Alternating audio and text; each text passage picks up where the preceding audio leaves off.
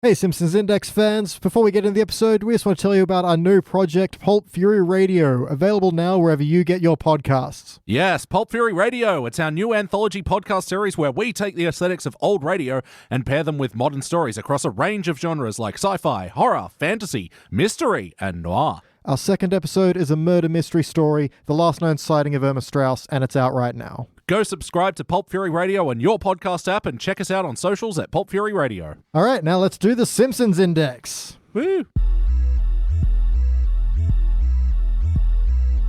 The Simpsons Index, an online spreadsheet that is also a podcast. This is the podcast.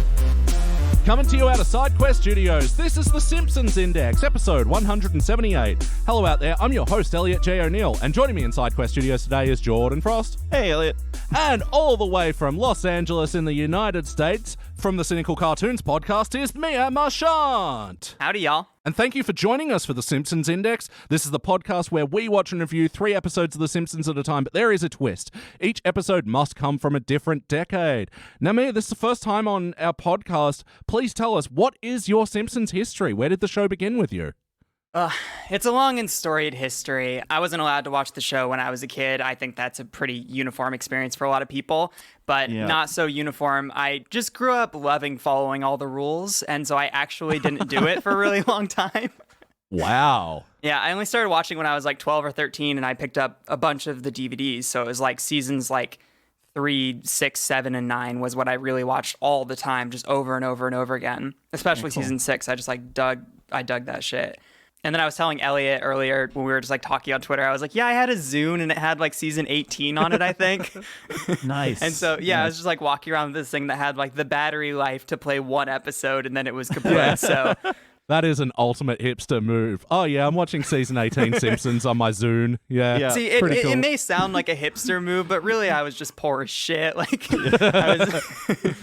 Eventually, I stopped following the rules and I dug into like seasons 1 through 10 is really like my sweet spot. I think that's pretty uniform for everybody. But like by the time I started watching the show, I was like 16 and I think it was deep into like, I don't know, like the early 20s, like the early HD era. And I was just not into that at all. Like, even though that was where you should be able to enjoy something non-discriminately, I was just like, nope, this is not... I'll just watch the old shit. I don't know. Yeah. Well, that's the other side of the question is, where did the show end with you? When and why and how did you stop? Assuming you did. Yeah. I mean, I definitely did. I haven't seen a new episode in like 10 plus years.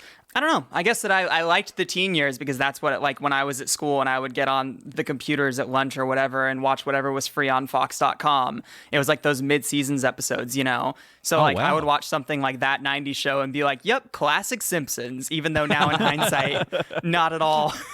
Yeah. You know, the episode where like Steve Buscemi is like a criminal robbing a bank and Marge helps him and I was like, yep, that's good Simpsons. No, that's not true. Yeah, doing a Dog Day Afternoon parody in the mid-2000s. Yeah, Simpsons always on the cutting edge.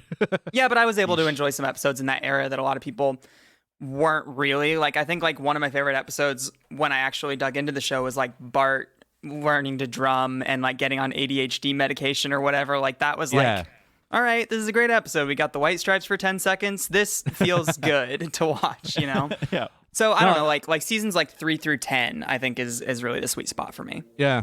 Well, I mean, I think this is, you know, one of my things with this podcast is rushing to the defense of a lot of the teens era because, yeah, it does have a lot less focus on story and stuff, but I enjoy some of the silliness of it and, like, a lot of the joke telling is still on point, even though, yeah, by the time they're doing Homer's in a grunge band in the 90s. Yeah. That was not received sort of fizzles well, out, but yeah. Anyway, how was it returning to the show and before we hook into the episode review?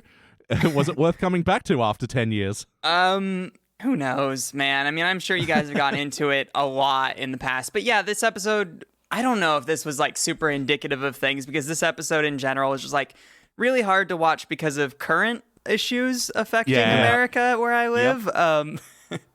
But I don't know if that was super indicative of like the show as a whole. Like if I watched like your standard season 27 episode, would I feel differently about it than if they weren't like making jokes about police brutality and the prison industrial complex? Like what?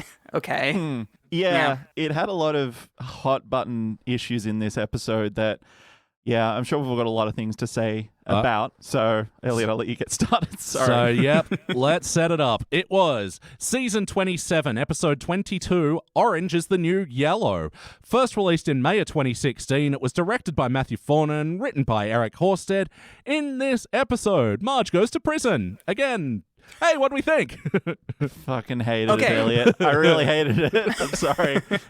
Wait, so that is something that's happened before? Because I know that Homer's been to prison, and I was like, I feel like Marge has been to prison too, but I haven't seen enough like teens years to know. Yeah, well, that was one of the classic era ones where Marge goes to prison for accidentally stealing a bottle of bourbon from the Quickie Mart. Yeah, that's right. Yep. And it's actually one of like our lowest ranking classic era episodes. It's still got like a unanimous silver, so it's still good. But I don't even remember that one. That's so weird. No, it is one that's a bit of a sketch show. Like people remember it fondly, but yeah, plot-wise, even for a season 4 episode, it's surprisingly bad. How about you, Jordan? What are your thoughts on this episode? I've just realized when I was looking at my notes, I've got a lot of like wacky things that happened. So it was really wacky, but I guess I just don't know what it was trying to say a lot of the time. Yeah. Look, we'll delve into detail, but I just overall bad impressions from it. A few little things that just made me really angry. All right, well, let's hook into the episode review, and we structure it with our famous Simpsons Index questionnaire. So, Mia, the first question is, for better or worse, what's a moment that stood out to you? Ugh. Worse. It's towards the end of the episode. After Marge has been in prison this entire time, Homer gets a job as a security guard to try and like bust her out, I guess. And then there's a prison riot, and he's just like walking around beating random women with a nightstick and throwing weights at them. And like it's just like the camera stays on him. You don't see anybody getting bashed, but like you know what's happening. Holy shit, man. That doesn't seem like Homer. No. It's a weird choice because, yeah, in that moment you'd expect, like, wacky Homer violence where it'd be, like, those cartoony things like him throwing the barbell around. But it's weird that he's just, like, nightsticking people off screen. Yeah, and gleefully, too. He's really enjoying it. And it's like, wouldn't the joke be, like, when you want to, like, reverse it in some way? So, like, he goes at somebody with a nightstick and gets his ass kicked by somebody with no, like, wouldn't that be anything at all? But instead, it's just him gleefully bashing people unto death. I really thought that was going to happen, was that he was going to be the one getting beaten on because, like, he's like a demigod, so he doesn't get hurt ever anyway. Right, he's a marshmallow. Yeah. So, marshmallow. And the fact is that, I mean, it's obviously a women's prison, and it's just, why would you make that joke? Like, that's so disgusting. Like, why would you? I don't get it at all. Especially since the entire episode is just making light of, like, police brutality and, like, the brutality that people undergo in prison, like, for no reason. Yeah. And, like, Marge doesn't see any of that, and that's, I guess, the joke, but not really. It's really questionable, honestly. Yeah. No, and to Jordan's point, it's just wondering what the episode's trying to say is, like, all this background brutality happening while Marge is like, I love this place, I'm getting a break.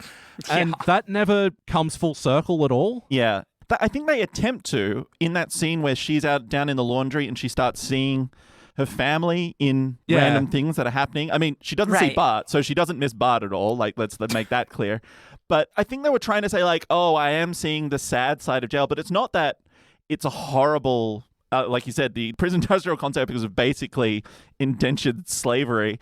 Right, exactly. It's that, oh no, I miss my family. It's not that these are horrible conditions and I am forced to endure a terrible life for doing nothing. Right, exactly. Yeah. There's no moment in the episode where it seems unfair that she's been put in prison for letting Bart go to a playground. Which is also like its own thing of like, parents in 2020, right, guys? Like, you can go to jail for putting your kids in the playground. Like, okay, guys, I get it. You're in your 50s and you're writing an edgy adult comedy show, I guess. It's so funny how quickly Simpsons turned into Old Man Yells at Cloud. Yeah, right, I say quickly in 20 years, but whatever. Yeah, but it's so weird because like even the name of the episode is a parody on like Orange is the New Black. And it's like, great, well that's a show about people that get like brutalized and dehumanized and raped in prison, and now we're seeing an episode about Marge like sort of just kicking it and having a little vacation. Oh, isn't prison fun? It's like, well, no. Yeah. I don't know. It's so weird, man. How about you, Jordan? Is there a moment that stood out to you for better or worse? Look, we've kind of half talked about it, but I just really want to reiterate, what the hell is she going to jail for? And I guess maybe I am cynical that the Simpsons writers would write a politically left-leaning episode, and that you could say, if you didn't know The Simpsons, that they were trying to say, like, oh, you can go to prison for anything in America. Like, you know, they are just willing to put you in jail for the smallest crime. But it feels like they didn't have a reason to do it, so they just like, fuck it, just forget it. Like, we won't make mention of it.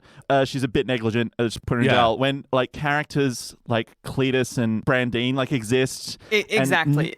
Yeah, it's this weird thing where they're like, oh, Marge is going to go to prison for letting her son go to a playground. Doesn't that like make her a negligent parent and stuff? But it's like we've seen in the show over and over again, like Homer's main character trait is strangling Bart. Like, there could be so many easier ways to get around to this thing instead of trying to make some weird statement that's like, kids can't even be kids anymore. They all have cell phones and they're not allowed to go outside. Like, how old are you guys, the writers of this show? Yeah. Actually, that's a good point, mate.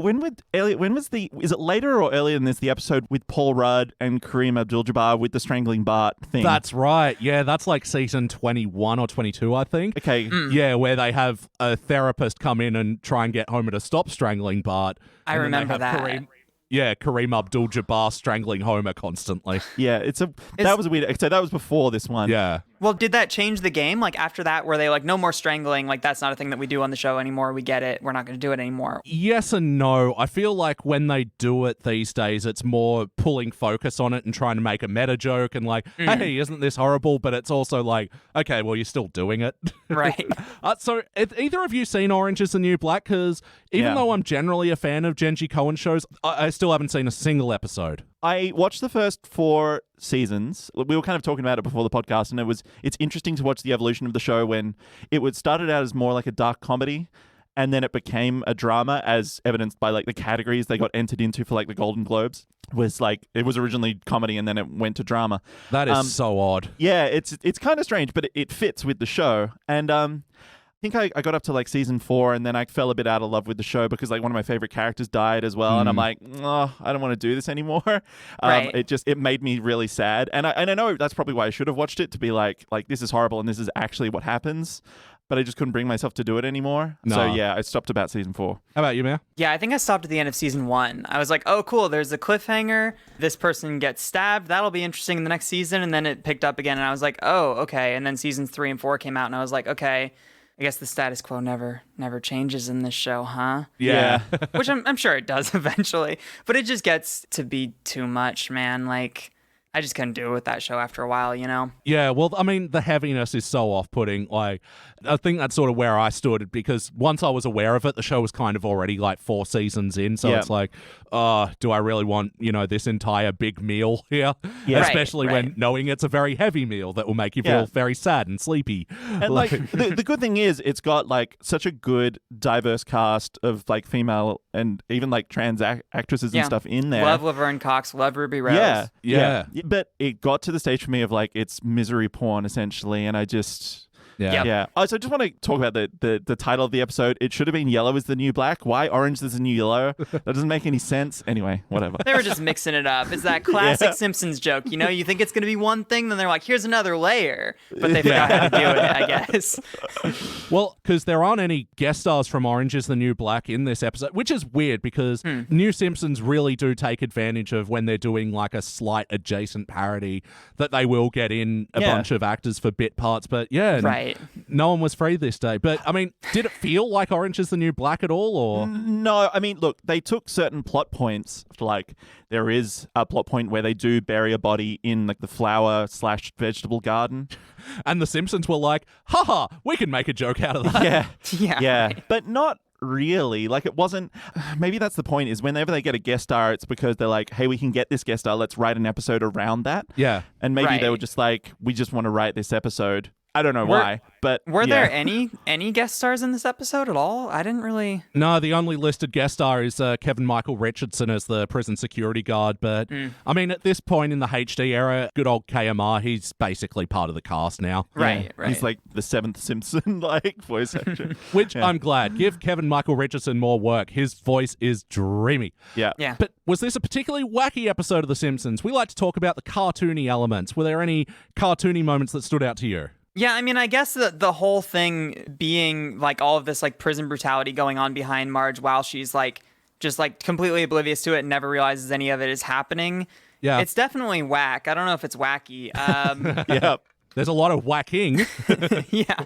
There's not a whole lot of craziness going on in this episode. It's mostly just like Marge in prison, then like people coming over to visit Homer with snacks. And you're like, well, I'm pretty bored, honestly, of this. Like, Yep. Yeah. There were a couple of like wacky things that I noticed, like the stuffed bear in Burns' office is just real.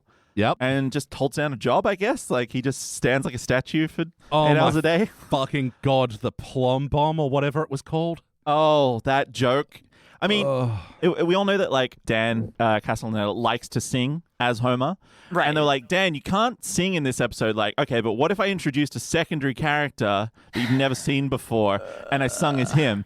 And they just let him do it. And he did the exact same thing. He holds the note for like 30 seconds. And you're like, fuck this joke. and it's not it's funny. so fucking weird because like the long song while they're doing like the archaic like leveling system is right after a couch gag that lasts like 2 minutes long. Yeah. Like it's Yeah. like 2 minutes until you see the actual Simpsons. And like, is that a thing that they do, like really, really long couch gags? Yeah.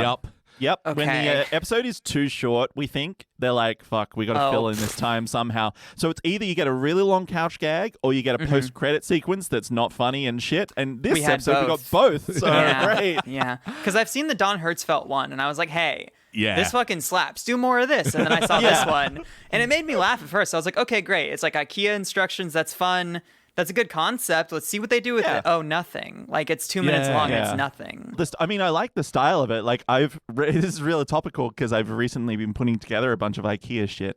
I'm like, hey, this is pretty good. This is like, the style was on point. They doing something different at least, and that was fun. Well, It's there was kind no of- real gag in it. It No. was just a bunch of loose references and then... Yeah. And the thing is that it made me laugh for like 20 seconds. Like really cut it off real early. Like get to it. We get it. Like that's the whole thing. Unless you're going like really esoteric and existential with it, like the Don Hertzfeldt one where it's like, oh, this really has a point and I still remember it now, like however many years later. Yeah. This one's not going to be memorable for anybody, honestly. No. Well, no, I mean, it's good you bring up Don Hertzfeldt as well, because that is the trend with the couch gags lately, is to get in a guest director, guest animator to do a stylistic couch gag, which I theorize the Simpsons are doing for YouTube clicks. Yeah. Because, you know, the couch gags work separately from the episode, 2 minutes entertainment. And, they've had some interesting ones. Like, they had a Disney animator come in and do a neat one, but... Oh, the Homer face contorting while he sings. Yeah, they've had, like, a lot of Bill Plimpton as well. Yeah. And, unfortunately, John Kay as well. Oh. God, Yucky. when was that? Like after everyone knew or only when industry people knew? I think, it was still when it was the worst kept secret and not Yeah. Everybody's common known knowledge. fact. Yeah. Okay. Yeah. I mean, they had Guillermo del Toro, too, for one of the Treehouse Yep. of Terrors. Like, you want to do it because you want to get clicks on articles, honestly. Articles and YouTube clips. Actually, so, yeah, that that's- makes that- sense. Yeah, that Guillermo del Toro one was one of my favorite ones as well, actually, because it made sense with the episode, like it actually flowed into, and it was well done. So like that's a good one. But they have so many shit ones that you just they blend into one another now.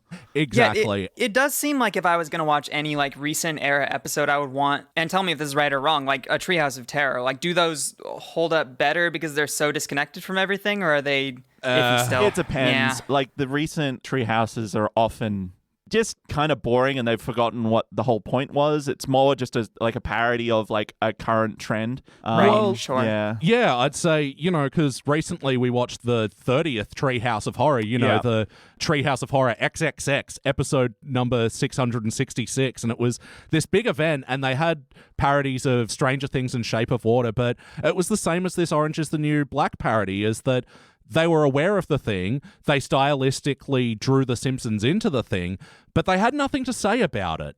Or they didn't have an interesting take. This wasn't The Shinning or anything like that, Yeah. I mean, and also when they're trying to do something that's timely, but like the episode comes out 2.5 years after Shape of Water, it's like, well, nobody even cares at all anymore, honestly. Yeah. But just bringing it back to this episode and wacky moments, I found the ending as well so fucking contrived. Yeah. It's very strange that they're like, oh, we can just walk out and you did shoot like a gun in the prison, and so they have added 2 months to your sentence, even though that's just the guard saying that. Shouldn't go through any judicial process, whatever. Yeah, that seemed weird. She seemed to get too much time for the original crime and then not enough for taking a gun and shooting it. Yeah. Right, and it doesn't seem like there's any kind of like follow-up at all to them just walking out. Like you would think that the thing would be like, well, everybody's distracted because the kids have run amok. But like the kids are all in a tree. That subplot is, I don't know, not even worth talking about probably. Yeah. No, that's kind of sucked. a really good change that, yeah, the kids should have been running wild and doing like a parallel prison break kid muck up. What I thought they were going to do was like all of the parents were going to be negligent because they were dealing with something else. And so everybody would realize like, oh, what Marge did wasn't actually all that bad and they learn a lesson or whatever. It wasn't even that. It was just literally like she walks out and that's it. Episode over. I really assumed, I guess I wasn't surprised that it was going to happen, that the prison, they were going to all break out because they kept talking about a prison break and that like the book club, they spend digging like an escape tunnel and stuff, that they were going to escape and they were going to appear at the playground. And that just never happened. And I thought that might have been at least an interesting lead to kind of mixing the stories, but it just never happened. The only way that they combined the stories, and I gotta say, I did like the pun, which was, Ken Brockman reporting on both the prison break and the tornado, break and wind. Yeah, that was pretty good. Only because it was a sign gag in the background. If he'd said it, I think I would have liked it less. Yeah, definitely. Yeah. The other cartoony moment that I wanted to bring up is, I don't know what this is a parody of. They're doing like Homer's black and white fantasies of being a housewife. Yeah.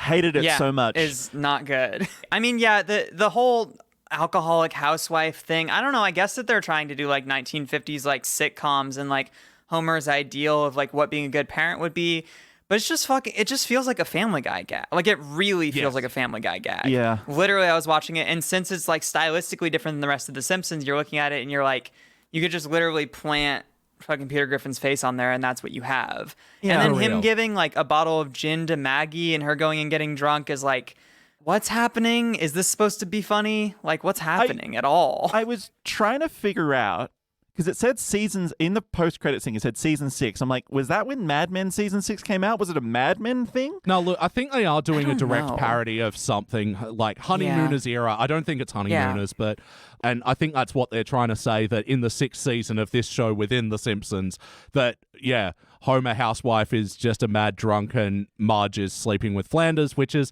another thing that The Simpsons keep trying to do. They keep trying to ship Marge and Flanders. Yuck. I thought that they were saying, okay, two things. I thought they were saying, one, Simpsons season 6. I was like, what does this have to do with season 6? I had to watch it twice because I was like, what is the reference? Like, what are they doing? Yeah. Two, I thought the joke was that Homer in his ideal world is that he's getting like cucked by Flanders and that Flanders comes over and fucks his wife all the time. I don't even know what they were getting at there. Because it's his fantasy, so obviously that would be what he wants to have happen. Yeah, that's a good point, actually. It's definitely padding for time, for sure. Well, that's it, and it doesn't feel like it's tying into the story or giving it adding to the point. Like, it wasn't showing that, like, Homer isn't cut out to take care of the kids without Marge, which felt like the initial thesis statement of the episode that, got lost. But, like, we've done that so many times. Like, Homer is out of his depth when Marge is not around. Like, they've done it. They've done it so many times before. They don't come anything new from this. And there's been so many stories in the show where like Marge goes off on her own and then she's like, oh, it's selfish of me to leave because Homer can't take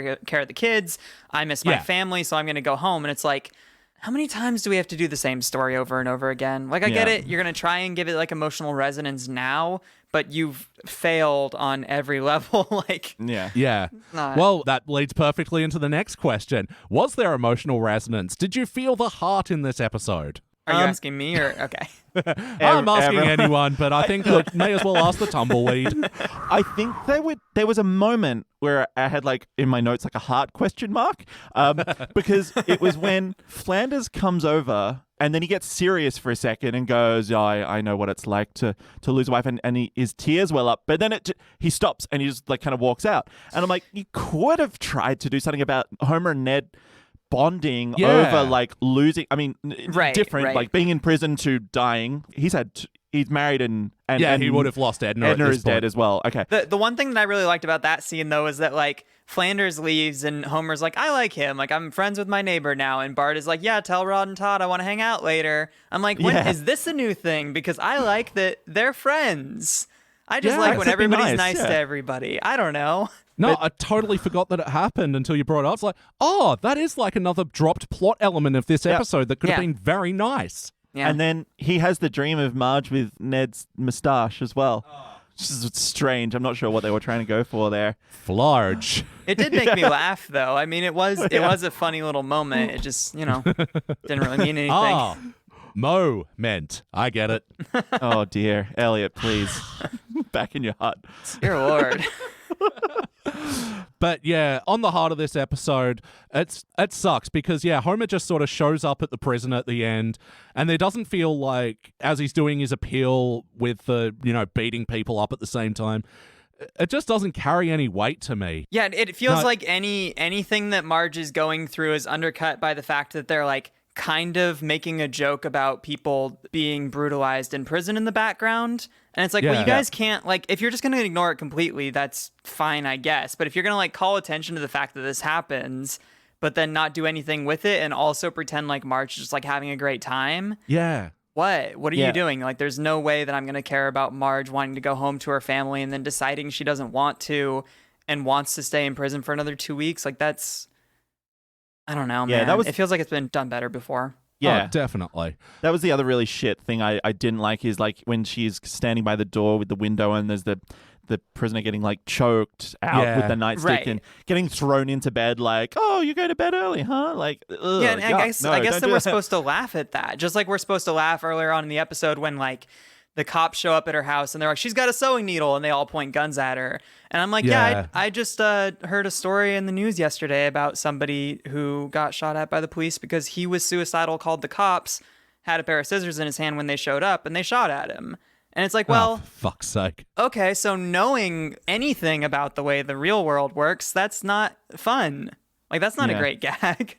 But whatever. It's punching down a lot of the time. And look, that's later Simpsons does punch down like a lot and thinks it's being progressive, but it's really not. And I don't enjoy it. The other thing I didn't like was like the one like person of color character is the one that's like, oh, you mean the library's for smoking weed? And you're like, oh, like, come on, dude. Why are you doing this? And that's like the only line that she gets, right? Like, it's all white people talking the entire episode. Then you've got like a black judge and one black prisoner that's like, yeah, I'd go smoke weed in the library. I don't give a shit about reading. And it's like, okay. Yeah. Cool. Well, okay. Good on you, Simpsons. No, and that's the thing. It is possible to have a comedy that's making comment on, the prison system and police brutality and stuff and have it be funny, but this is just fucking bleak. Not that they have to, by the way, because The Simpsons probably should not be making commentary on that. In fact, they probably shouldn't have done an episode about this at all. But, But no, there we go. But ultimately, did it feel like an episode of The Simpsons? Character integrity, are these the characters we know and love from over the years? Not. I mean, Homer kind of like being his stupid self, but like the beating at the end, no, that was a step too far. Marge really doesn't feel like herself, and there's a lot of episodes that just like feel out of character or there's a lot of moments that felt out of character for me, like. There was that weird moment where like Kirk was like, if I wanted to go outside my comfort zone, I would have married somebody that didn't look exactly like me or something.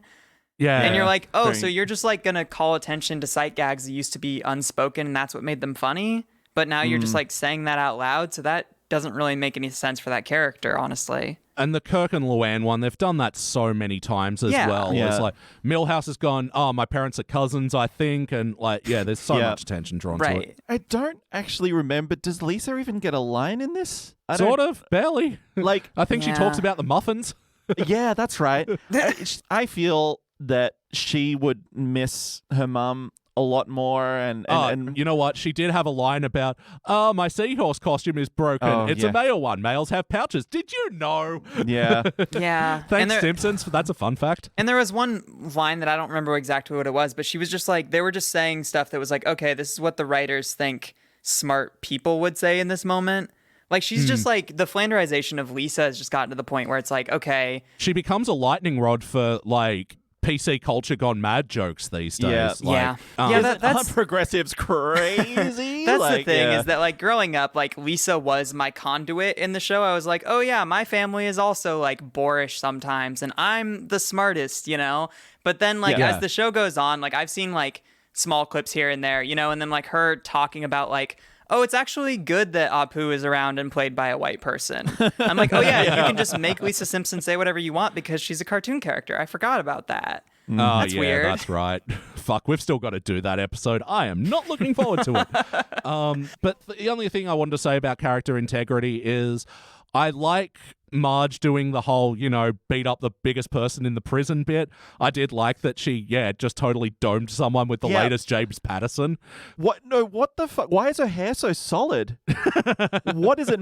Like, it's not hair, surely, because, like, it was like a brick. Well, in the pilot episode, she hides the change jar in there, so I guess they didn't search her hair when she got in. Yeah, God. Yeah, I like it when, Marge is owning, but yeah, the rest of her prison stint was just turning a blind eye, and that didn't go anywhere. So Yeah, the whole, isn't prison a breeze? Like, I really Right. hate that kind of storyline. Yeah. It just made her feel like so oblivious, but not in the way that you want Marge to be oblivious. Like sometimes she's just like holding a potato and she's like, I just think they're neat. And you're like, okay, that's so weird.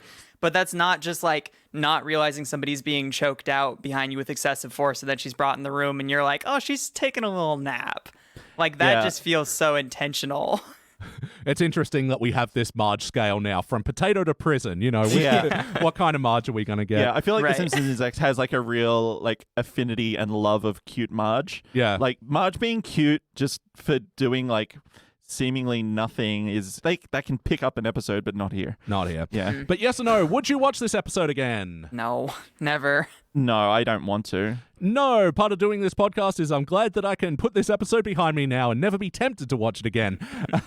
But Jordan, we'll start with you. What would you like to change about this episode? How would you improve it? All right, because it felt like it's very short. Like they were pressed for time, so they had to add the other bits. And I think you can get rid of those and add more story to say, give there a real reason for Marge to go to prison. Maybe. I don't know if I like that, but it's just there needs to be something other than a bit of negligence, because it needs to be like some big misunderstanding or something like that. Maybe like the whiskey bottle, or maybe like, when they go to the spa and like, Principal Skinner, I need new suit. Like that one when they get fostered to the Flanders. Like make it a real reason. The other thing I was going to say is, like, you got to expand on, like, maybe Homer realizes, again, that he's out of his depth and plans, like, a prison breakout. Yeah. Rather than he just shows up in the uniform. Have maybe, like, a subplot of him and Bart teaming up to, like, break Mum out of prison. That could have mined some jokes for him. Like, it's just nonsensical and it doesn't flow, and I don't like the pacing of the whole episode. How about you, Mia? What would you like to change?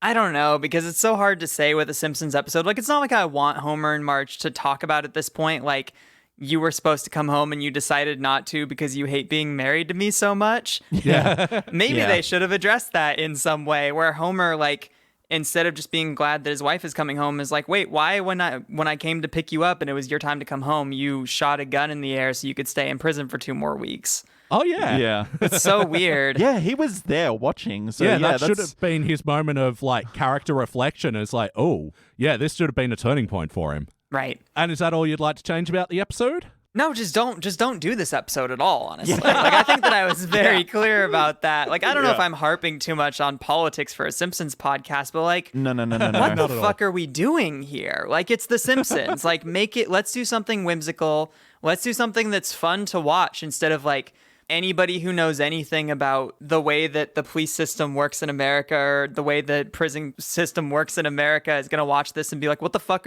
is happening?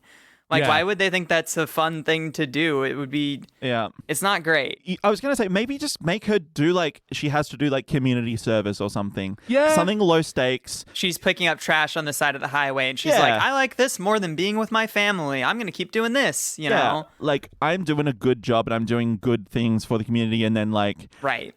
instead of I'm going back to prison, it's like, actually, I'm going to volunteer more of my time. And the house starts yeah. falling apart because Yeah. of it. And I guess that we're supposed to feel bad for Marge, which is really what I've seen the show do with her a lot, is just like, hey, Marge episodes are just like, feel bad for Marge. But it's like, Yeah. I guess we're supposed to feel bad for her because she's so happy to have like the chance to exercise for once in her life and be away from her family.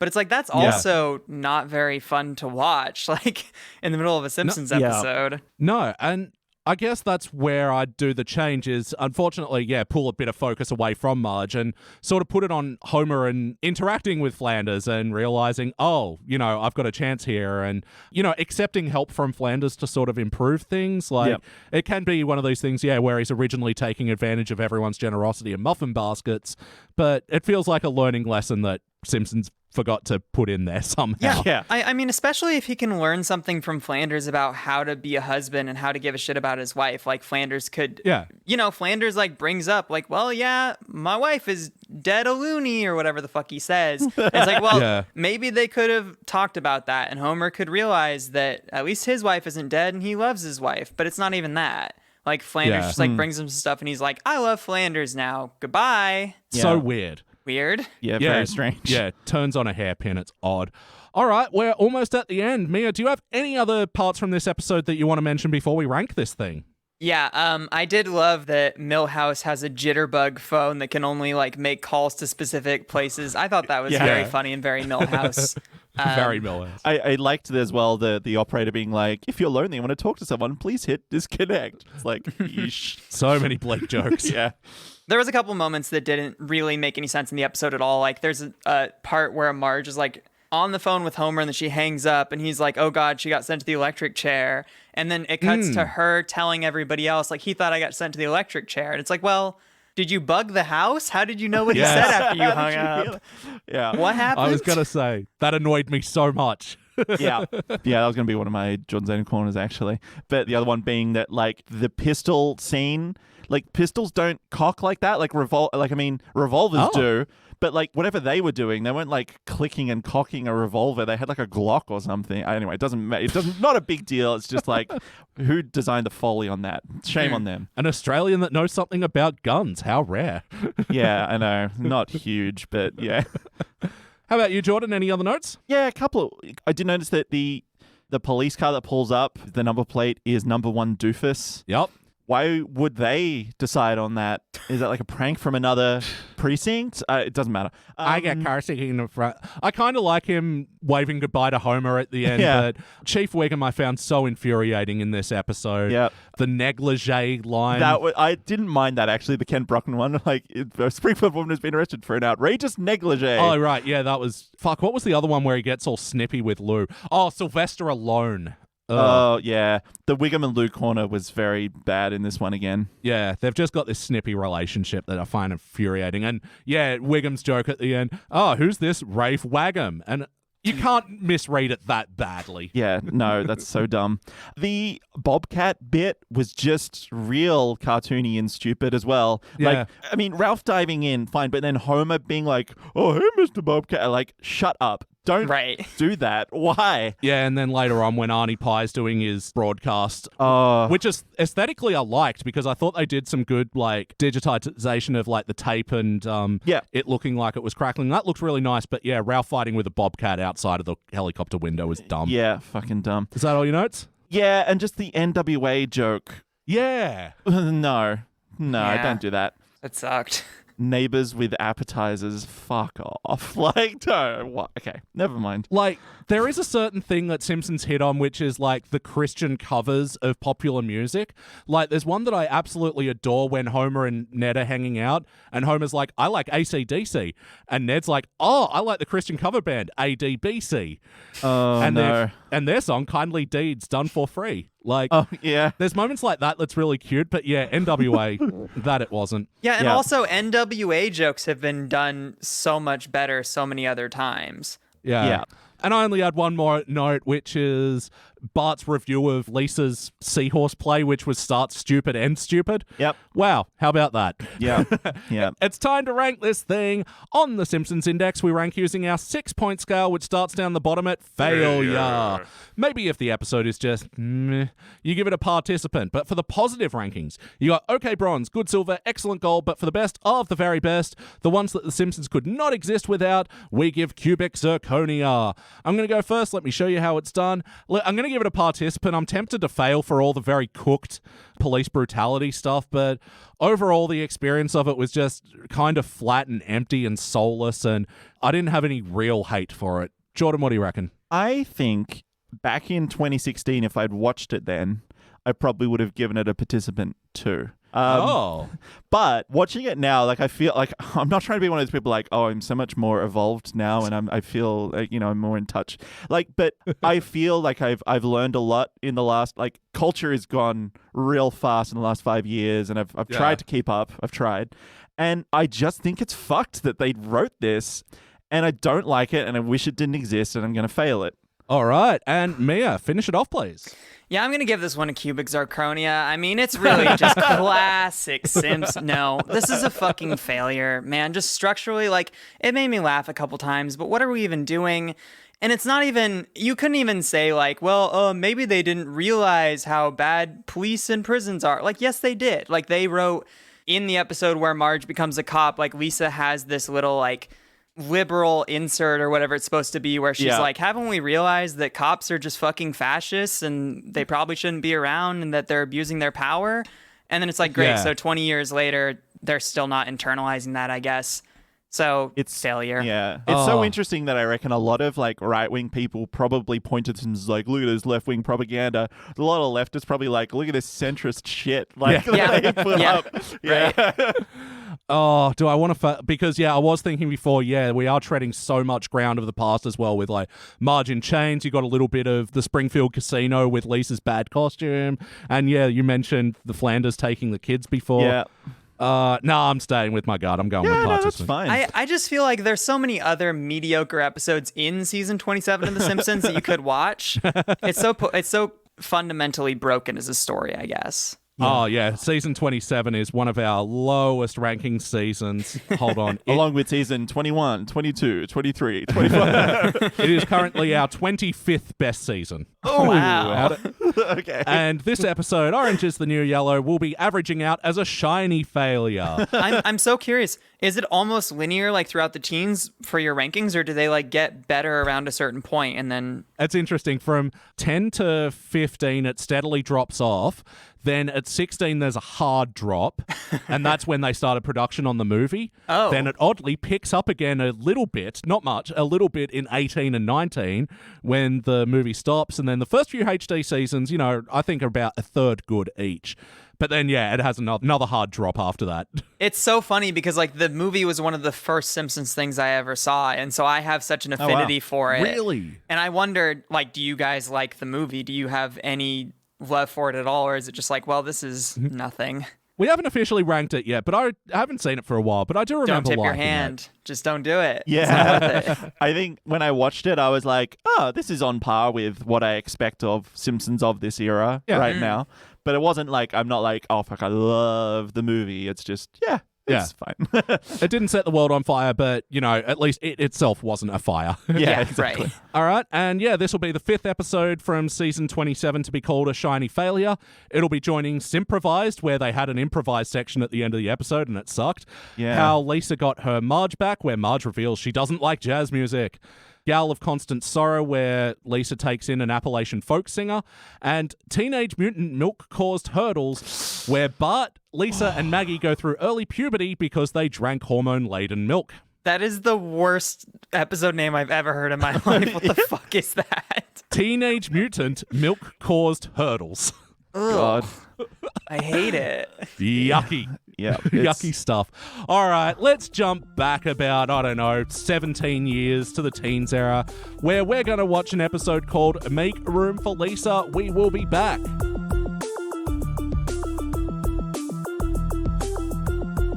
And we are back, and we just watched an episode from the teens era, right at the start of the teens era. In fact, this was Season 10, Episode 16, Make Room for Lisa.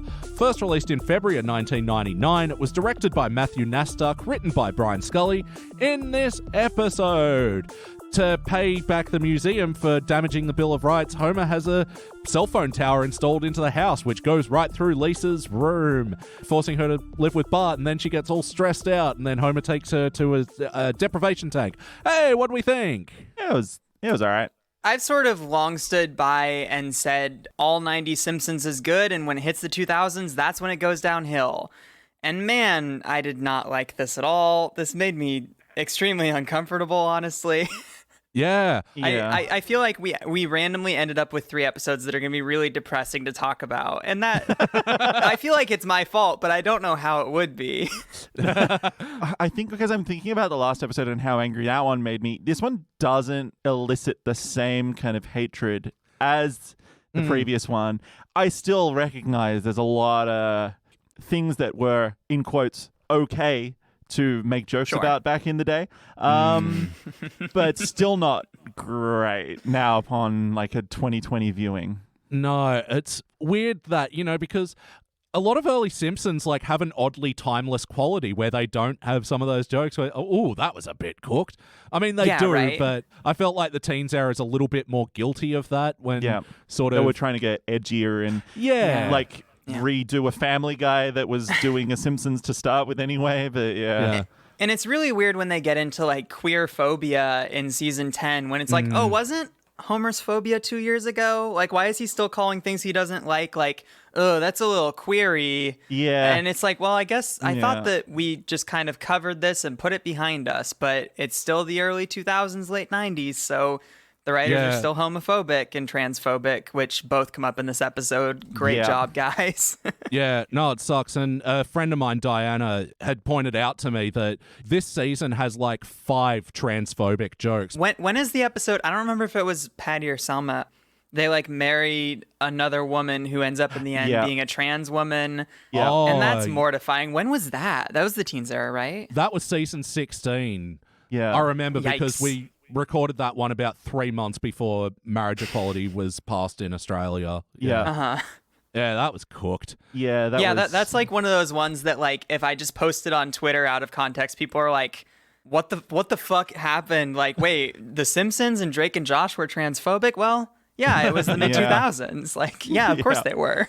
Yeah, it sucks, going back to a lot of these old shows where, gay panic is just such a common cause of comedy. Like, in like 90s and 2000s sitcoms, like in the past, I guess, couple of years, I've rewatched seasons of like Frasier and Friends and stuff like that. And it's like, oh, fuck, that was like funny back then. That's not. Right. Yeah. Even like How I Met Your Mother, like started in 2005. And it's like, wow, that's still, all of this is so bad. But it's like, I don't know. In my memory, when I think about like Simpsons season 6, I can't think of like a specific moment where I'm like, ooh, that read wrong, but I haven't watched it in a few years. So it's like if I revisited it now with a cold eye, like showing it to somebody new who'd never seen it, I might just be like, oh, like, that's the thing is like this stuff can still be like really funny and then have one moment that you're like, holy shit, guys, come on. Yeah, well, you look at an episode like Homer's Phobia, which we reviewed recently, and we're like, there are some things that probably, if you wrote it now, wouldn't be the same, but for the most part, it holds up, and it's... Yeah, in my memory, he calls somebody a faggot, but I don't know if that actually happens in the episode. No, that might be a little too harsh. And actually, they had to redub it because... no, not redub it, rewrite it, because that was the original line, but they changed it to Homer just going fruity. Great. Yeah. Which is just a euphemism for what he really wanted to say, but But bringing it back to this episode is that I think the conclusion is nice, but I don't think Homer's behavior for the first half of the episode at all indicated that he willfully went with Lisa to any of these things. Like, the impression that we get is that Homer is dragged kicking and screaming to all this stuff. And Lisa feeling sorry for him at the end doesn't really cut it for me. No. Yeah, and also that the episode, I don't know, as somebody who grew up in a home with a negligent family, let's just like very special episode this one, and I'll just talk about social issues the whole time. Who fucking cares? Like with a dad who's a lot like Homer, just more of an asshole. It's like, well, if I watched this episode when I was a kid, as I was going through those things, and the episode was like, Lisa should forgive her dad, and she was kind of a fucking dick for judging him in the first place, right? Yeah. Well, no, like, I mean, usually we have moments with Homer being like, oh, I have to spend time with my kids. That sounds stupid. But then he does it and he has fun. In this episode, they just like drag out the normal 10-second gag where he's like, oh, time with Bart. And they just drag it out for a full 20 minutes. Yeah. Like he's so, I don't know. It just like plays his negligence, not even in a funny way, and just very seriously for some reason. Yeah, like a lot of when people say jerk ass Homer, I think this episode is pretty guilty of it, to be quite honest. Absolutely. Yeah. It's sad and frustrating watching like him try to justify himself as Yeah. well. And yeah, it's just like you're not on his side at all. And I think the writers think you're supposed to kind of be at the end. Right. Well, Yeah. and also for the moral of the episode to be like, Lisa, you're the smart one. You're the one with emotional intelligence. And so you have to forgive everybody in your life for letting you down. And it's Yeah. like, well, even Marge in this episode, who usually I think of as like the voice of reason, who cares for her kids, is like, well, your dad fucked up and it's not your fault, but you're going to have to deal with it. And then we never see her again. Like, she's not there for Lisa, and Lisa knows Yeah. that she can't go to either of her parents for help. It's just sad to see that happen to a character that I like a lot. No, definitely. Because, yeah, Lisa had a real right in this episode that I felt like, even though I liked the sentiment of the ending, like the beginning of the episode just didn't really lead to that for me. No. Yeah, also Marge's storyline in the end, I thought it was kind of cute, but really underdeveloped. Marge's storyline? Oh, that's right. Oh, wait, we did see her again in this episode. I completely blanked on that. I literally thought she just like disappeared after that one scene. Well, because it's all of like 2 or 3 scenes, and yeah, they're not. Right. You know what? I'm totally blanking. How does it wrap up again? She knocks out Millhouse, and then they're Yeah, just that's like, right. yeah, Yeah, stop yeah. snooping in our business. We all learned a lesson. Anyway, back to the main story. And again, it's one of these things where I liked that ending in the sense that Bart was teaching Mum a lesson. That's kind of fun, but Right. yeah. Also, the joke of Bart learning absolutely nothing and then be like, we all learned a lesson, and Marge agrees with him is pretty funny. Yeah. Yeah. But wackiness. Was this a particularly wacky episode of The Simpsons? I mean, look, the whole museum exhibit with like having, you know, the Bill of Rights next to Fonzie's jacket with the armed guards, like, That seems like yeah. that'd be the case. yeah. And like them promoting that they've got like, was it the Wright brothers plane, but also Sammy Davis Jr.'s eye and things like that. Yeah, the Odd Couple theme, because I'm like, I remember Homer singing the Odd Couple theme for like 30 seconds. Yeah. Yeah. Right. Like you were saying, man, it took a 2-second gag and dragged it out, and Yeah, Kept there's a going. lot of that. yeah, now got Homer singing do do do do do in my head. Oh, the wackiness of Homer hearing about the party at PJ O'Hannigan's or whatever, and then 2 seconds later being at the party at PJ O'Hannigan's at the Right. start because you can hear him on the radio. Oh, I totally forgot about that. How this episode starts and Homer thinks he's a time traveler for like a full minute and a half. Yeah. And it's like, oh, we've gone beyond the realm of any level of like believability for this character, which I know is also always like loosey-goosey, but like he's not that dumb. No. Is he? Like earlier on? It's especially when Lenny comes in and goes, "Oh, have you traveled back in time again?" Like this is Right. a common occurrence for him. And it's one of these Yeah. things where having it dragged out, I think, makes it feel like, yeah, it's just total diminishing returns, because like we've all had that moment where we've woken up, especially from a dream, and just been a bit disorientated. Oh, of, yeah. What fucking year is it? And it's like, oh, 2020, shit. Right. But yeah, not for, yeah, like you said, a full minute. This is, yeah, Well- it starts to feel dumb. And you would think you would want to like come out the gate swinging, you know, and like start off every episode with your best joke. And this is the best that they could do, apparently. Yeah. It's a weird way to start it because it's really not all that funny, the No. time traveling thing. And it was inspired because I think it was Mike Scully, it wasn't the writer, it was one of the other staff, brought this element into the story because he was recounting a time when he was like a late teenager going on a date and went to his girlfriend's house and her father was passed out on the lawn drunk. And they were telling that in the commentary like it was a joke. Dude, this is just fucking sad. Yeah, that's really sad. And you were like, this hilarious moment, I've got to recreate it in my comedy show. And was this a joke? Well, that's one of my notes actually, is that this reiterates a theme that they do a lot of, and I've commented on 100 times, I'm sure everyone's bored of it, is that like Homer drink driving is cool and funny, and I hate it, Yeah. I hate it, I hate it. I Yeah, don't yeah. want to have jokes like that in The Simpsons, but that just like Marge is like complicit in it as well.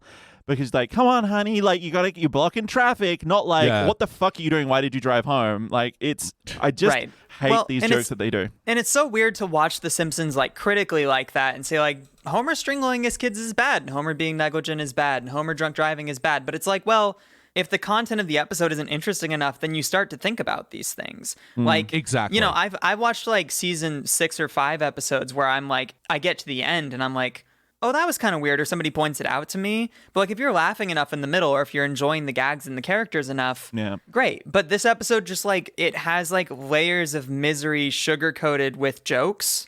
Yeah. The whole like what was it, odd couple theme or whatever, when he's like putting Lisa in Bart's room because he destroyed her room.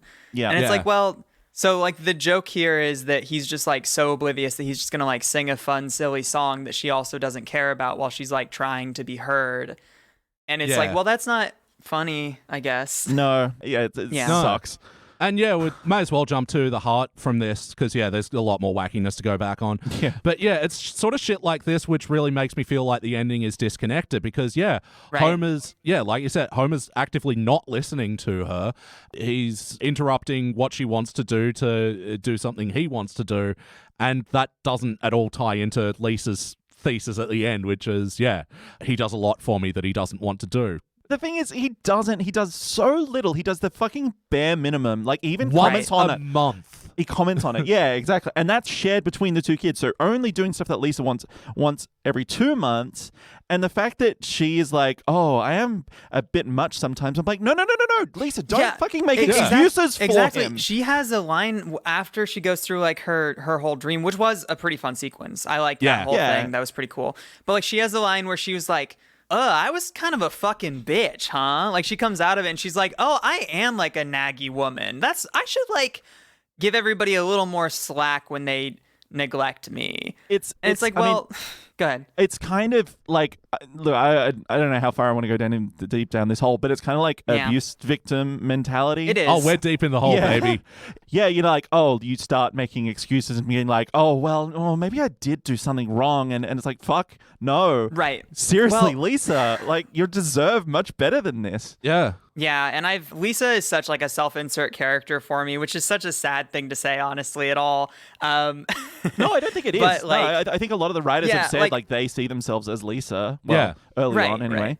And her thing of like at the end saying, well, I have emotional intelligence and he doesn't, which means that I have to be ultimately forgiving with him forever or else we're not going to have a relationship. And she even makes a joke, which is like, well, 10 years from now, I just won't talk to you anymore. And it's like, well, in the real world, that's how this works. Like, he'll never change and you'll not talk to him anymore. And it's like, well, that's the logical ending for The Simpsons.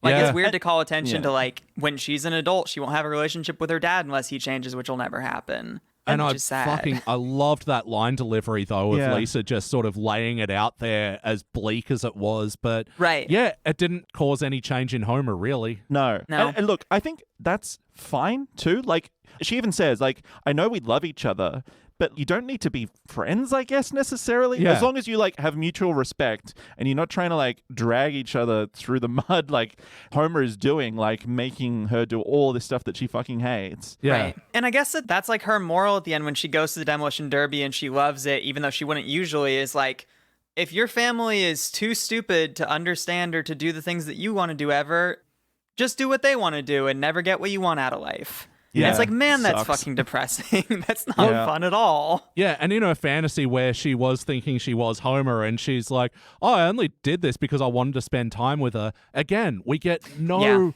feeling from the start of the episode that Homer actually wants to spend time with her, with his daughter. Not at all. He literally dragged kicking and screaming to all this shit. Yeah, and she's the one justifying it. And it's so sad to me because this is like a lot of the stuff that, we complain about with Marge because they've done the like Marge and Homer's relationships are on the rocks a million times. Yeah.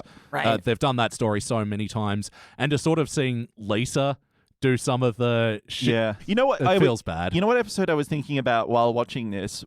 Is it HOMR with the crayon? He gets taken out and he starts hanging out with Lisa. Right. And I think that one is so much better than this. And I haven't watched it in recent memory, so I can't remember like if it is actually better or not. But we loved it. Yeah, I just think that one is so much more touching and heartfelt of like having the relationship and exploring the difficulties of like, look, I know we don't really enjoy the same things, but like we can try at least, and this is just shitting on that, really. Yeah. Well, no, for real. And I guess that the weird thing is that every time that they do an episode that tries to dissect like Homer's relationship with literally anybody, because he's fucked up all of them, Marge, Lisa, Bart, Maggie, like all of them, every time they try and dissect that, or even with like Lisa and Bart, it's like, well, so every episode after this, they've gone through this heartfelt experience together and accepted each other and they love each other more, but now he's still going to be a dick to her next week. So like... Yeah. What's the point? stagnation, the fact that nothing ever changes, makes the heartfelt saccharine stuff really sad. Yeah. Yep. And Yeah, it's- over 600 times now and almost 700 times. Yeah, great. Awesome. Yeah. But ultimately, did this feel like an episode of The Simpsons? Are these the characters we all know and love? Yeah, sort of. Kind of like grim depictions of them. Yeah. But yeah. Yeah. It felt true to life for Lisa. For Homer, he just felt like a sociopath to me. Yeah. It felt Yeah. true to life to Bart. He's just a fucking dick. Yeah, Bart and Milhouse's like little sub story, like that felt pretty genuine Simpsons. Yeah. Marge just being like nosy sounds right. That's Oh fine. yeah. Yeah, well, again, for Marge, who's such a like nice, wholesome character, it is cool when she flirts with, I guess, antisocial behavior. Yeah. Yeah, no, it was kind of nice. I mean, in terms of like actual heart though, it really they attempted it, but it's not even almost bittersweet. It's like you've kind of fucked it, haven't you? Like everything sucks now. Yeah. Yeah. And I guess that the intention of the episode is for people like Lisa to watch it and as an adult and look back and be like, yeah, my childhood was bad, but my dad loved me, ? Like, Yeah. it's Yeah. my fault if all of my relationships with these horrible people fall apart and I should have tried harder to fix them. And it's like, I don't know what the moral is because that can't be it. Like, that's not Yeah. anything. What is it teaching kids who watch that episode to be like, Yeah, oh, I right. guess like it is my partial responsibility to improve this Right. relationship, even though I'm 8. Yeah, and that's such an annoying thing too, like the lack of like bodily autonomy for children in media, especially, where it's like, oh, you're not a human being, you're an 8-year-old. Like you're Yeah. not allowed to Yeah. be mad about your room going away. You're 8. You're just being annoying, you know. And Lisa gets Yeah. written off as that a whole lot. Like she'll like go off on something and be the moral center of the show, and then Marge is like, "Look, Lisa, I have a bobblehead."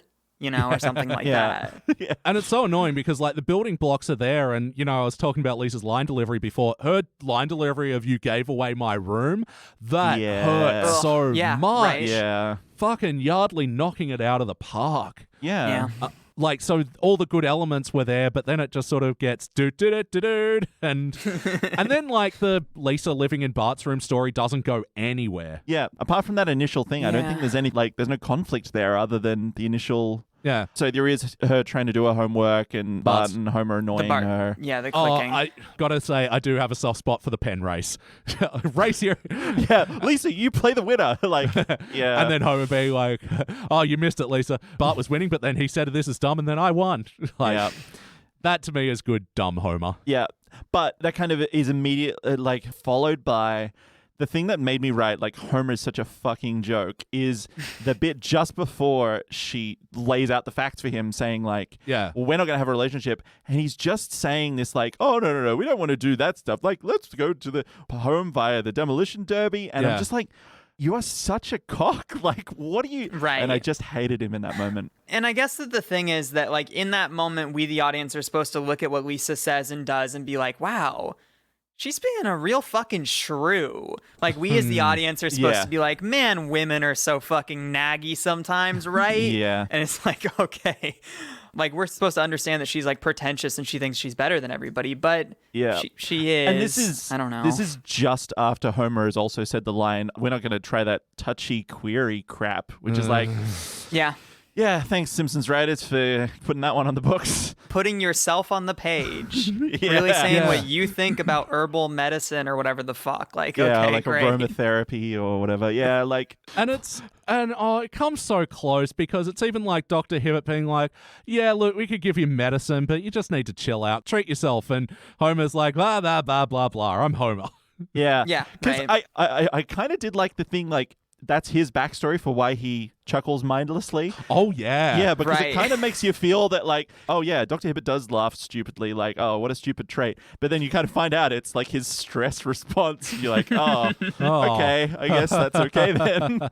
Right. And that was a pretty funny moment in this episode where he was like, yeah, just try laughing. And then like Lisa does her own little Hibbert laugh. Yeah. It's just like Like- a fun, silly moment, you know? Yeah, Yeah. like, you call that a mindless chuckle? Yeah. I do love characters trying to do impressions of other characters. I just like to think of how the voice artist had to process that in their head. Yeah. It's inception of, yeah. But yes or no, would you watch this episode again? No, I wouldn't revisit this one. I mean, there's some Simpsons episodes that just like hit way too close to home, you know? Yeah. And it's like, man, let's relive some trauma while we have a little laugh, you know? Not really interested in that. Yeah, it's funny, like, season 10, I still think mostly fondly of, but then I think back to a couple of season 10 episodes I've watched, and I'm like, oh, you can really see the dip from, like, season 8 is, like, the last, like, peak for me, maybe. And I just don't know if I would want to watch this one again now that I think about it. No. No, it's so much bleaker than I remembered. Like, I remembered this one quite fondly, and like, you know, as we got out from the session, I was saying to Jordan, so excited to be doing an early teens episode, you know, this should be all right. That's what I thought, like season 10. Hey, I like season 10. Well, maybe not. Yeah. Not the whole of season 10, but yeah. All right, I'm so excited to hook into this. Jordan, what would you like to change about this episode? Oh, fuck. Okay. Do you want a second? Yeah, I need a bit of time if someone else wants to go first. Do you have anything you'd like to change? Yeah, absolutely. Go for it. I think this episode needs to be Homer's journey to really understand like what he's doing wrong in this dynamic. Like, the impetus shouldn't be on an 8-year-old to try and fix her relationship with her negligent father. That sucks. That sucks shit. And it's like they've had other episodes that I think did that really well, like Lisa and Homer's bond. But I can't think of any off the top of my head. Maybe I don't know The Simpsons as well as I thought I did. I mean, there are some good Lisa Homer episodes, like Lisa the Beauty Queen and Lisa's Pony and that kind of thing. Like, those are kind of where he does actually get in touch with his own, I do treat her badly and I've got to do something to, like, make up for it, and I will self-sacrifice. Yeah. And it doesn't happen in this one, though. Here's the thing, though. Like, the episode should be Homer's arc, right? While Homer is going on, like, this crazy journey, and it's a Homer time. He's getting buried alive. He's winding up at the beach, you know? And then Lisa has to go through this, like, introspection and, like, have empathy for her dad. It's like, I'm fairly certain that Lisa could have done that on her own. Why doesn't Lisa get to go on the crazy journey, and Homer has to, like, be in the mind of somebody who just wants to get to know her dad and never gets to? Shit, that's a really good, He doesn't go through any arc at all in this episode. By the end, he's still like, I want to go to Demolition Derby, you know, and if you took me to a museum, I'd bitch and moan about it for 3 days. Yeah. That's it. Yeah, he's the one who needed to have an empathetic hallucination here.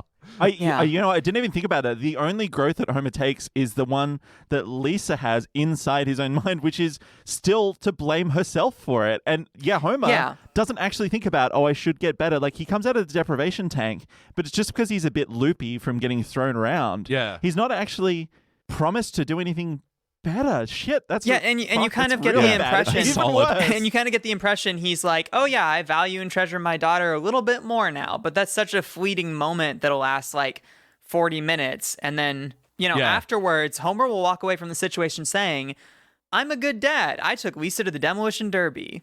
Yeah. That's not the lesson, dude. There's lots of science stuff. There's fire.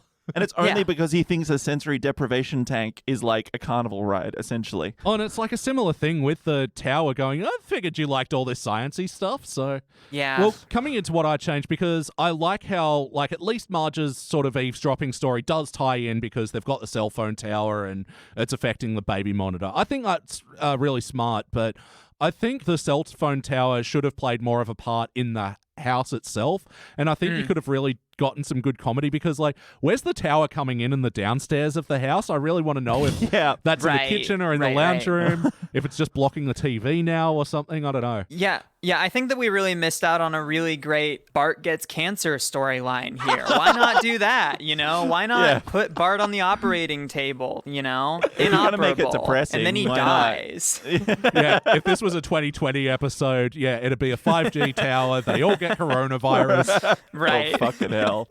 Well, you mean 2022, because of course all the references are 2 years behind. Yeah, of course. And just because we kind of breezed over it, just jumping back to wackiness. So Homer's wild ride. I mean, now that you've mentioned that, Mia, I'm like, maybe I do want to see it your way now. But I did like the wacky hijinks of it all. Yeah, it was sort of fun. There was some fun there. Apart from probably my greatest fear of being buried alive. Oh. Yes. That moment was so mortifying because he's buried alive by Flanders, and then he starts going deeper, and I like clenched into my seat. I was like, what the is where is he going? And then he falls into like a water main, and I'm like, oh, good, tension relieved. Like, that was horrifying. Yeah, that's like I think probably my like scariest possible scenario. Right. Being buried, like I know it's like touch wood, never gonna happen. But I've got that too. I saw like an NCIS episode about somebody being buried alive and attacked by fire ants when I was like 8, and I was like, oh god. No. Oh, that's brutal. Yeah, no. I thought you meant touch wood in the same way that Uma Thurman does in Kill Bill when she escapes from being buried alive. Yeah, except that's metal, and there's no way through that, I'm pretty sure, with your fists. But anyway. But That was wood. I liked the line of, crime doesn't take a vacation, and then you just see the mafia there, like, throwing the ball. Yes, that was funny. Like also, topless. they're all just, like, hanging out with, like, all of their beach shorts and their guns on their hips. Like, that was funny. Exactly. That was great. Hey, you gotta pop it. Yeah, that was good. Yeah. But yeah, all the stuff with Flanders and like Rod being like, "Yay, this is the best birthday ever." Like, I found this stuff really fun, and like for Homer to end up back at the thing, I think was really good plotting. I enjoyed the cartooniness of it all. That's true. That was a fun little journey for sure. I know we just talked about this in the last episode, and this is another way to get around Lisa not being vegetarian again. Oh, right. Yeah, With the fucking maple bacon and the veal, like she definitely wouldn't enjoy or eat veal. Yeah. And I guess that she was just like in Homer mind at that point, so that makes sense. But when that joke was happening, I was like, my boyfriend was like sitting next to me. He was like, why are you looking like that? I was like, this is a weird sequence. Like, this is, I was just like cringing at it. It was so weird. I loved Lisa's line of, how am I meant to be hallucinating with all these swirling colors? Yeah. Oh. Reminds me of drugs. Drugs are great. Mia, do you have any other notes about this episode you want to mention before we rank this thing? No, not really. We sort of touched on everything. It just like the queerphobia sucks. It's not really great. And like the whole joke about like Krusty like hooked up with a girl he met. Oh, he thought it was a girl. Krusty fucked a trans prostitute. Great. Okay. Like for a show with no trans characters unless they're like weird deceivers over the course of a 32-year span. Yikes, guys. Great stuff. Not great. How about you, Jordan? Do you have any other notes? Yeah. Look, one of the up arrow notes that I actually have was when they initially show Lisa going into like what was her room, like the camera angles and like the blue shading on everything is actually like really well drawn, and it looks very like imposing with like the shot from her point of view, like with them looking down at her, and like it's kind of horrific. Yeah, very ominous as well, where they're doing like the joining the hands and and there was one shot at the beginning of the episode too where like Homer was laying on the couch and then the camera like dollies up or whatever, and it looked pretty good animation there too. Like I wonder what that was about, if they just like had specific like, we got some extra money for the animation in this episode, let's just do some weird stuff. Because you don't realize how static the camera is usually. You know? Exactly. The thing I didn't like but I didn't mind was the oh, you just rubbed out the bit about cruel and unusual punishment, and you see the guy like putting the knuckle dusters on. It's like, excellent. Yeah, see, to me, that is a good joke about police brutality, is because, given the chance, these psychopaths are going to jump at it to be violent. Right, exactly. That's a commentary on the thing that you're talking about, and not like a joke about Marge having a holiday in prison. Exactly. I am curious what you think that Agnes meant when she's like, what have I told you about driving through tunnels? You know what that symbolizes? It's a reference to like old school film, right? Like back in the day when there was like the Hays Code and you couldn't do a whole lot of things in American cinema, they would have like a shot of a car or train driving through a tunnel to symbolize sex scenes. Oh, right. And with like the steam erupting from the thing. Or whatever. Exactly. I think I've seen the hot dog falling off the conveyor belt. Man, I knew something for once. I sound so smart to everybody in the audience who doesn't know me. I think it's just like a joke about her just being old as shit, and like she was around in like 1904 or whatever when that was an issue. This is total Flanderizations of Skinner's character as well. It. This is like towards the start of it, and it only gets worse. Yeah, I love the line of, "Great, I'm gonna eat mayonnaise." Just like whole hand in the tub, and then later the callback of, "Oh, I'm sorry, Lisa, was that your mayonnaise?" Like, and then when he's in Bart's room, he casually throws it on the bed as he's walking in. Lovely. When they go into like I don't know what to call them. I think of it as Tree of Life, but like, what's that type of store called? Because we've got a chain of stores like that called Tree of Life, and that's what I imagine. Where it's you got, go for your dream catchers and your crystals and your Yeah. Yeah. I don't know if there's like a chain that I can think of, but I know what you're talking about. Yeah. But when he goes in there and she goes like, "Oh, oil of Lorenzo," and I'm like, "That's an obscure reference. Like, it's all Lorenzo's oil." That didn't click to me at the time. But yeah. But also, what keeps Joan Rivers young? Fetal grindings. Jesus fuck. What? That joke was so weird too because 20 years ago, people were joking about like, shouldn't Joan Rivers be dead already? Like, oh, she's still kicking it, huh? She carried on for quite a while, but I didn't like him going and ooga booga to you too. Like, that fuck sucked. off, don't do that. Yeah. Fuck, I love the line though. Do I really need a toothbrush? Yeah, that was pretty good too. All line delivery. And here's a shot of wheatgrass. Yuck. Well, your tongue works. Yeah. I like that when he goes into the sensory deprivation tank, he like reaches for the magazine. Yeah. She swats his hand away and then puts the cinder block on top as well. Like, that was good. It was also a good little visual moment because it tells you which sensory deprivation take they're taking as they take him away, which doesn't, it's not really necessary because it cuts inside, but from a film standpoint, storytelling visually, that was a good moment. I noticed. Yeah. And my last one was just like, I hate that witch doctor song. Yeah, I hate it for like, it's kind of like, you think about it, it's like, this is pretty racist, but also it's just an annoying song. So yeah. Isn't it great? Homer gets to sing 2 annoying songs in this. Yay. And I've got a couple of other notes. Yeah, Homer doing half the work of a divorced dad, but twice the deadbeat dad. Yeah, that's not so bleak. Yeah, that's not a good thing to aim for, Homer. I do love Bart just like trading his desserts as well and them showing how it came to pass as well that, Bart got in trouble, lost his dessert, traded it. Yeah. He's a little hustler. I love it. It is time to rank this thing. Jordan, you have the honor of going first this time. I'm kind of wavering between like a bronze and a participant because there were some things I liked. There were some things I really didn't like, but it wasn't as really horrible as the previous one. To me, I wouldn't begrudge anyone putting whatever they want on it. Is that how you guys scale it? You're like, if the last one was a gold, this one I'll judge against the last one. So it's a four. Well, the whole 3 different decades things that they don't usually scale, they're often in 3 different categories anyway. But it is interesting when they're slightly similar. Yeah, it's like when we sometimes will see what other people have like rated it, like the AV Club or whatever. Yeah. And you're like going, how did you give this a B? And it's like, well, you only watched season 22, so I guess on the scale of season 22, that's a B if you bell curve it. So look, I think I'm going to go bronze. Like, no, but I said I wouldn't watch it again. So maybe it's just a participant. Yeah, you know what? It is a participant. There's some shitty jokes that I wish they didn't do. But the overall thing is just kind of meh. And I just, I don't care. Fair enough. Mia, what would you like to give it? I would feel so weird giving this a failure, walking in here giving 2 episodes in a row a failure as a Simpsons fan. Like, that sucks. But, like, this really wasn't funny. Like, honestly, there's a couple jokes here that did make me laugh, but there was a lot of moments where I like looked over at my partner and I was like, what the fuck? Like, why did that? Like, he's not like a Simpsons fan. And so whenever he's watching an episode with me, I want it to be an okay episode. Yeah. So looking at it through his eyes, like if this was the only Simpsons episode you ever watched, right? You would say, what was that? I didn't enjoy that. Yeah. Why does everyone love The Simpsons when this is the kind of shit they put out? Yeah. So failure? Ugh. Yeah, you can I think if you this want. is a failure. It's totally. Yeah, I know. I feel like your fans are going to be mad at me. Oh no! We've given failures to HD and teens like consecutively. I'm such a people pleaser, you know. But no, that's why cubic we have cubic zirconia. Yeah, this is a failure. Yeah, I'm giving it a bronze, but it's mostly because there are a handful of jokes I like. There are a lot of visual elements I like. There is potential in this episode. It doesn't live up to it, which is why it's getting knocked down so far. Giving a little bit more points for Marge's eavesdropping story, even though...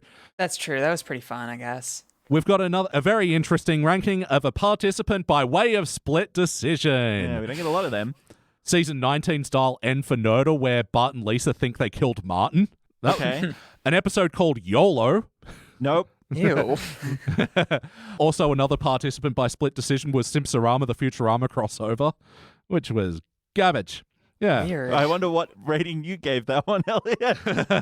But I'm proud of this episode in a way because I think it's now our lowest ranked season 10 episode. So wow. There we go. Oh, wow. Do you guys generally like this season? Or do you think that it sort of... fell off. Generally. What are the cubics from season 10? Sorry, just out of interest to like give us a bit of like comparison. No unanimous cubics, Okay. but like the one where the kids get a curfew and then they do that big song, adults, kids, adults, kids. Oh, yeah. Right. I forget. yeah. What else? Homer to the Max did well, obviously. Yep. I liked the Treehouse of Horror for this season. I mean, looking at the Yeah. list now, I liked Wizard of Evergreen Terrace. I thought that was fun. Yeah. But generally, these ones are pretty forgettable, honestly. No, and it definitely slides as the season goes along because, right at the end is, 30 minutes over Tokyo and the Stephen Hawking episode, which, aren't that great. All right, well, that is it for the teens era. Now we are going to go a whole year previous to the classic era and go to watch Lisa the Simpson. We will be back.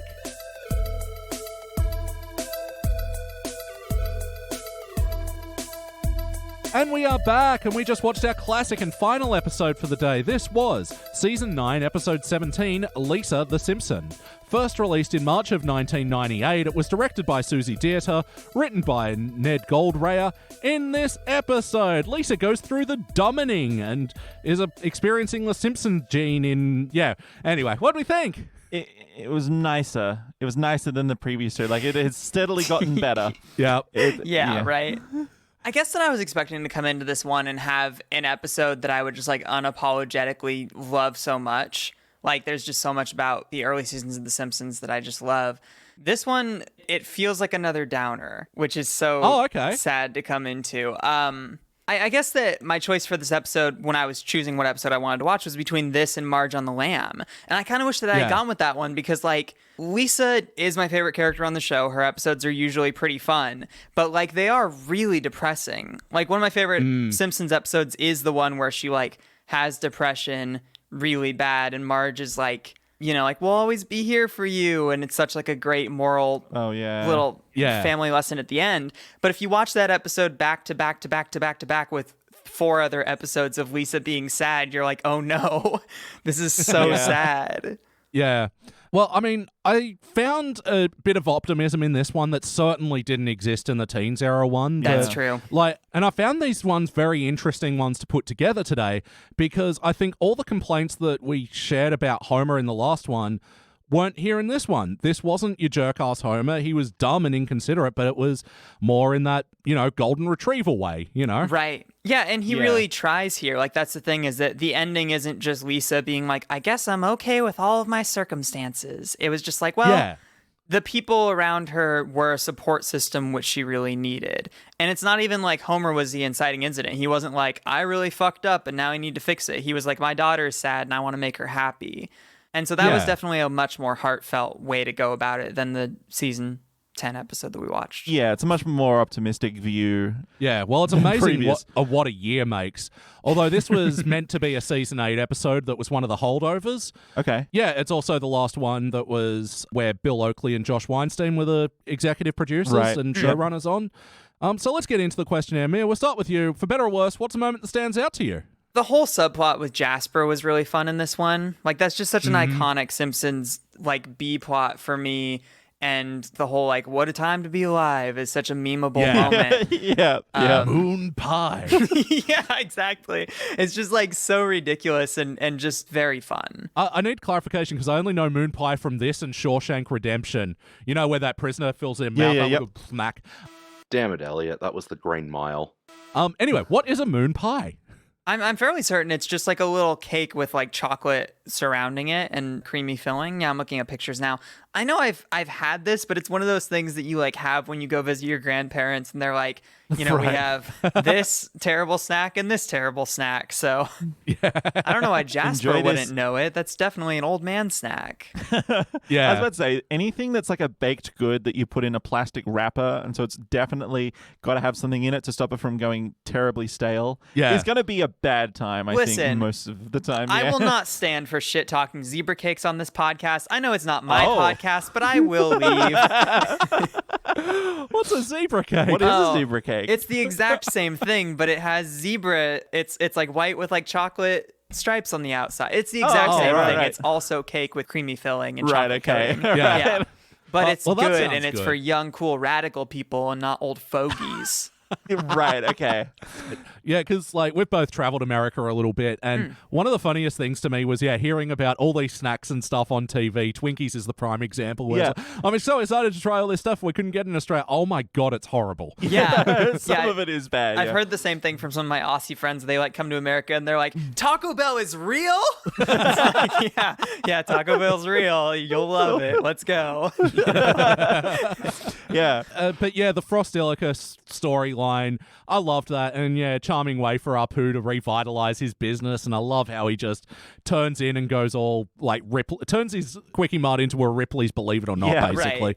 I love how organically Abe comes up and like just essentially starts working for Apu. Like, I knew Frostillicus. We used to share a bathroom.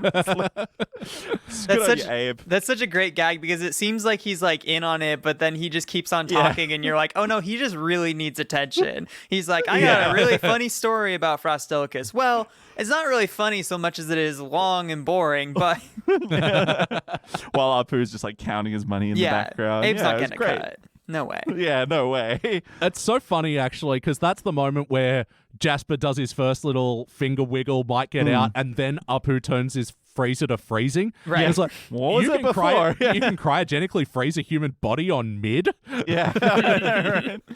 Well, his heart was still beating, so just very, very slowly. It was nice to see a little Dr. Nick in this episode. I always like Dr. Nick. Oh, I heard a lub, but I didn't hear a dub. There it is. We had both doctors in this episode. Yeah, another episode where Lisa visits Dr. Three doctors. Interesting. Because Homer's like Homer's sister, relatives. or not sister, but like, Dr. Simpson. Yeah. Such a good joke. How about you, Jordan? What stands out to you for better or worse? I think it was the closing of Act 2, like towards the ad break. And the shots are really great as well, like coming down the stairs in the dark and everything, and then like fleeing back up, like, I don't want to turn out like what? Like you. And then it really was emotionally impactful. Like you really felt her sadness and like the overwhelming depression of like thinking that you're going to lose all your mental acuity. And it's so funny because they're playing the same exact moment that we just saw like an hour ago. It's like Lisa yells at Homer for being an asshole or for being indicative of the thing she doesn't want to become, and so Homer gets really sad about it. And it's like, oh, okay, in this situation they really play it well because like Lisa isn't mad at Homer. She's mad because she doesn't want to become Homer. It's not Homer's fault, but he's still apologetic and feels bad that Lisa doesn't love him the way he wants her to. And it's like, okay, so this is a heartfelt arc for Homer where like he didn't like fuck up, quote unquote, but like he still knows that he wants to help her, you know? Yeah. Yeah. Well, again, it's that golden retriever thing. He's just like gleefully eating candy up on the floor, and then all of a sudden Lisa is mad at him. He's like, I want a chocolate apology. Yeah, it was like the imagery of them like basically like Homer and Bart like being pigs, like with like the kind of the chocolate / mud like smeared all over their mouths and like eating on all fours. Like it was. And they didn't draw attention to it, which I also liked, because I feel like HD Simpsons would definitely have them morphing into like having a little pig nose and tail. In my memory, that happened. In my memory of this episode, I was like watching it. I was like, oh yeah, so they're about to turn into pigs, right? Didn't happen. It's just like such like it seems like such a classic Simpsons-y thing though to do that. Yeah. Well, it's only just occurred to me as well. Yeah, there's that comparison. Lisa has the little pig at the start. I wonder if that was maybe subtle foreshadowing. Yeah. But no, you're right. The production on it is gorgeous. Like, the way it's all dark, and then you got that like slither of yellow, right? And it's creepy. The ominous tone on Homer, like, and I never noticed, probably because I didn't have like as good as speakers as I do now. But when he's patting the couch, it's just quietly going kung, kung, like a thud. kung. Yeah. Like a death knell, like it's really good, and the shadows and everything that they portray, like from the TV playing onto their faces, like it's really and it's a bit body snatchers-y as well. We're watching the TV. No, it's really cool. I like that bit. And production-wise as well, I forgot the shot with Jasper when he does his little first finger thing, and he's like looking, and it's like the camera's looking out from the fridge, from the freezer, onto Apu. There's just this lovely frosting that they've done here that's it just looks delicious frosting. What stands out to me, the Picto puzzle. That was a bit of fun. Completely forgotten about it. I'm like, what is this again? I can't remember. Did it say tomato? No, it's not right. But I still remember like the next day at school, all the kids who saw this episode trying to brain tease all the ones that didn't. And It was an interesting thing as well, just like the memory of this episode was really good in that she was carrying around this box and it still had the stab marks from Nelson. Yep. Right. Yep. Yeah. These are all touches that they totally could have overlooked. Like, and later on when she's writing in her log and she's erasing something, it's still got the push pins and tail like the pig. Yeah. It's very good. Good memory on the animator's part. Yeah, definitely. Was this a wacky episode of The Simpsons? What were the cartoony elements that stood out to you? I mean, definitely Jasper's whole arc. Yeah. I think that was really the only thing, right? Aside from that, it's pretty grounded. I mean, not so much wacky, but like the jobs that the other Simpson men, some of them do, like, I like to dress at a millionaire's party, or I shoot birds at the airport. Like, some of them are pretty weird. I get hit by cars and sue people. So good. But like the fact that they have this like pot fighting ring, like that everyone knows what's going on. Like all the Simpsons men are like, yeah, let's gather around. They're gonna have a fight, the bullfight. Right. What? No, it's the good memory of this episode. It could have just been that one-off joke with Lisa looking out at the hallway and seeing Bart and Homer do it, but it's not just a game that they play. This is genetic. Right. The pot game is genetic. Yeah, it's not really fair because Homer has that extra layer of like fluid around his brain, so it's not fair for him to be fighting anyone else, especially not his son.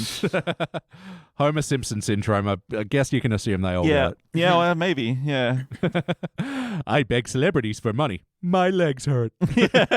Sorry, I realized what else was kind of wacky was oh God, what's his name? Not Kent. The actor. The actor. You're getting there. You're so close. It's Come on, man. I'm Troy McClure. That's There right. we go. Thank you. Right. Thank God.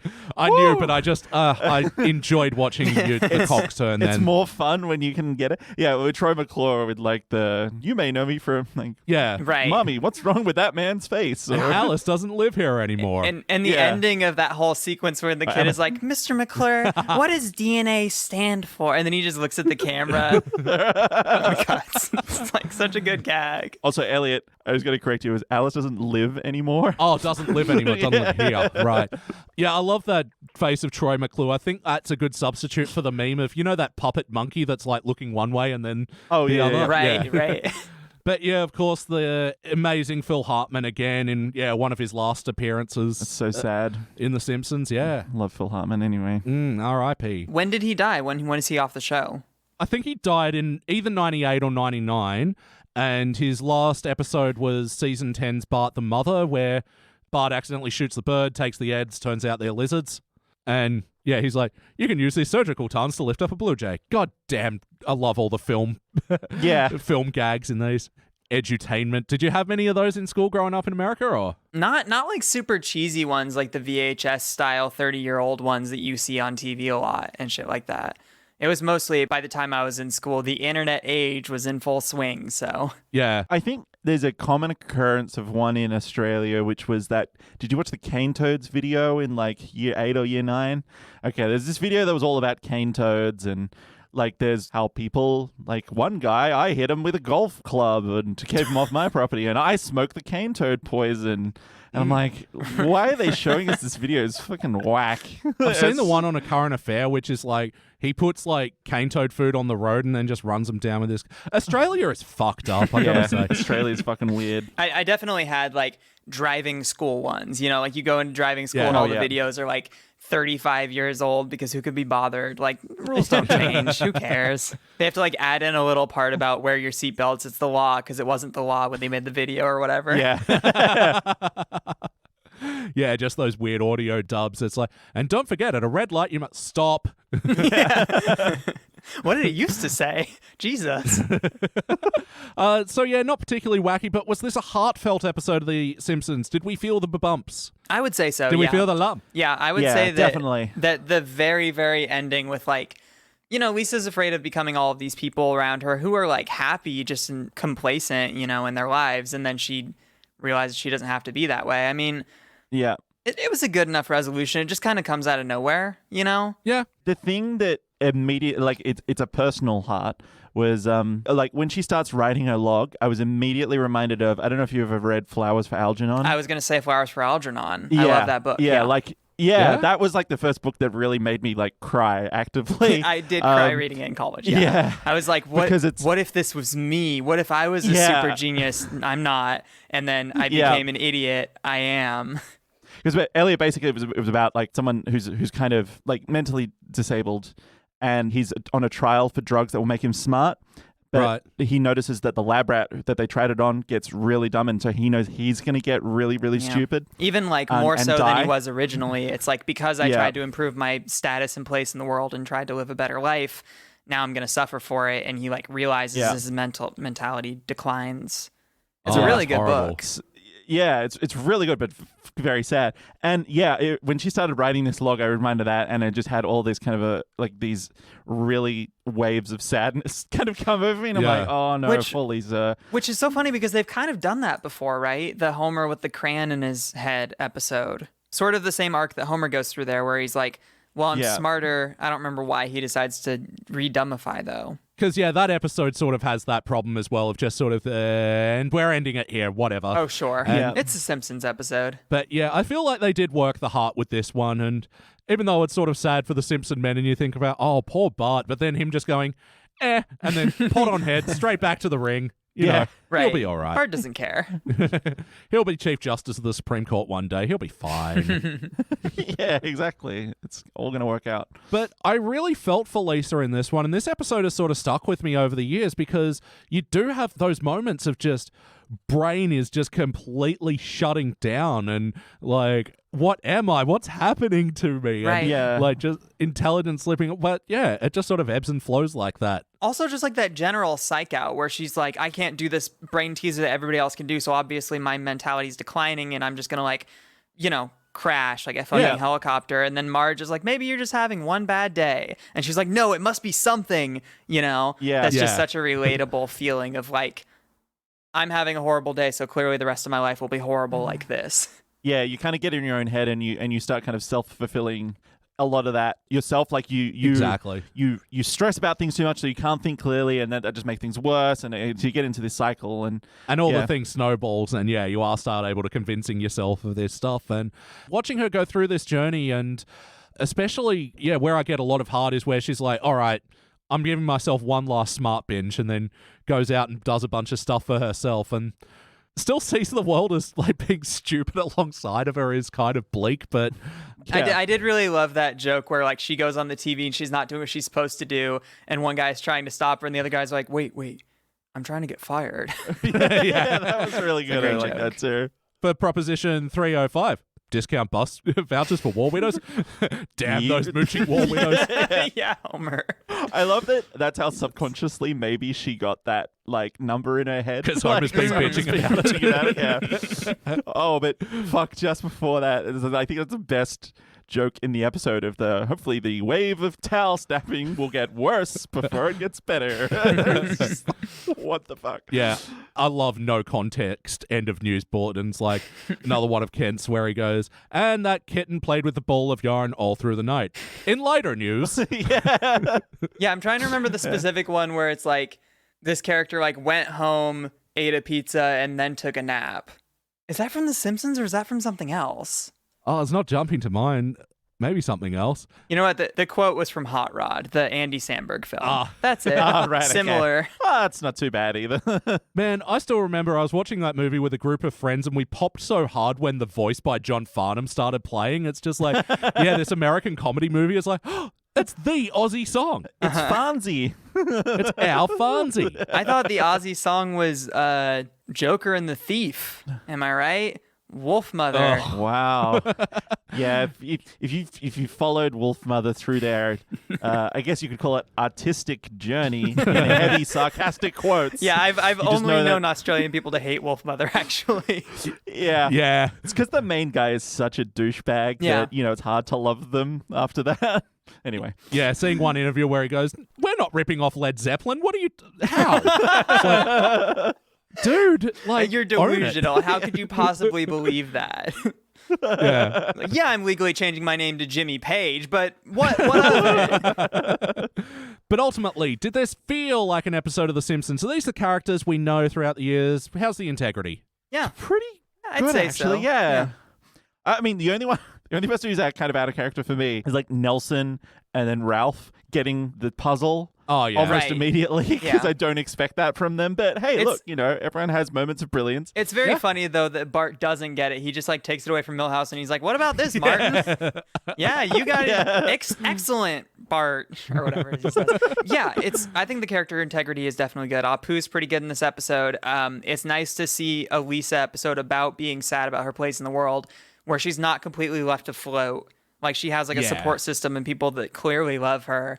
And we did not see that in the last episode. Yeah, and she's not like beaten down by someone on purpose, right? Yeah. Or like some outside influence that really like truly destroys her. It's just like you kind of think it is kind of in her own head. She does plot it herself almost. Like she just has like she can't get the one puzzle, and then that makes her spiral like immediately. Yeah. Oh, her playing saxophone badly, and then Homer like doing it down the hallway is very now funny. you're cooking. Yeah.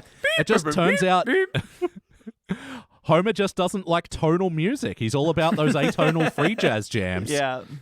I mean, Abe, he does it in a matter-of-fact way, but he does kind of do his part to make Lisa feel worse. Like, oh, yeah, the Simpson gene. Yeah, fucks up. Look at Bart's test. And I do like the flip book joke of like the smiles gradually turning to like an angry face and then the skull and crossbones and stuff. Like, it's kind of cute. Someone did an awesome GIF online, which was that, but as he was flicking through, the subtitles would say Season 1, Season 2, Season 3, and then by the end it was Season 30. Yeah, that makes a lot of sense. But yeah, even Grandpa going, "Oh, sure, but, doesn't mean you can't live a long and pointless life." Yeah. God, so Very good. bored. And then, we're talking about Homer jerkass in the last episode. Yeah, he got offended at Lisa yelling and running out of the room, but then after she did the news broadcast, he had sympathy. She was explained. It also feels justified here. Like when your kid says, "I don't want to turn out like you," that's fucking sad, whether or not you're a deadbeat. Like in the last episode, it was like, Lisa's mad at me justifiably because I'm being an asshole and I'm going to be a butthead about it, Yeah. Yeah. I think it does make you kind of have that introspection of like, oh, well, what's so wrong with me? And like, that would be hurtful. Like, kind of like, am I really like that bad that no one would want to be like me? They take it in good stride, I guess, at the end. And then he goes and does his thing. He's like, all right, I'm gonna fix this. Although, like Bart said, he didn't do his research properly, and that's fine. But I fucking love his conversation hat is like a Crocodile Dundee hat or something. Like, what was that about? His conversation hat. Yeah. Yeah, Homer's hat playlist. It's Tom Landry's hat, the hat he wears at the casino. Oh, yeah. Lots the of good nacho hats. hat. Yeah, Oh, nacho hat. classic Homer chat. Well, we're talking about playlists, but before we ask that, we asked, do you want to watch this episode again? Yeah, I'll definitely watch this episode again. It's got heart. There's some great jokes. Yeah. Yeah. Same here. And, episodes that we do want to watch again, we like to think about what playlist would put this in. So what are some Simpsons episodes that sort of share thematical elements or would pair nicely with this one? I already said it earlier, and I'm saying don't do this one. Don't do a Lisa is sad playlist because you will leave it severely depressed. Like watching this on the wake of the episode where she's like really depressed and everybody wants her to be happy, and then Marge tells her like, you can be whatever you want to be. They're both so great, but I think they would pale each other in comparison. Yeah. Or like with the one where Lisa becomes disillusioned with like democracy. Oh, yeah. When she sees like the bribes taking place and stuff. Or the one where she like gets on antidepressants and sees smiley faces everywhere or whatever the fuck. Like there's so many Lisa episodes. She finds the beach whale. Like there's so many that just all basically say the same thing. Yeah. All right. So unless you're emotionally ready for it, avoid the Lisa playlist. Yeah. I was going to say Edgar Allan Poe references because when they do the when buildings collapse or whatever, they have like, the old printer's home and stuff, but then like Society of Structural Engineers that falls off that. On the cliff face, one of those fucking... I feel like I've seen that in the Hollywood Hills, those houses that are held up by posts. Yeah, like in Lethal Weapon when they take the car and like pull it out and so the house collapses. Yeah. But then at the end of that one is the House of Usher, which is like from the story The Fall of the House of Usher, which is at the end the person does like run away from the house and it does like implode and everything. So that was a good reference. Those little sight gags that like back in the day you wouldn't have been able to pause or rewind or anything. It's just like you miss it, you miss it. Like no, that's we're too spoiled now. And yeah, I am such a dumbass. I thought they were meant like the singer, Usher. Right.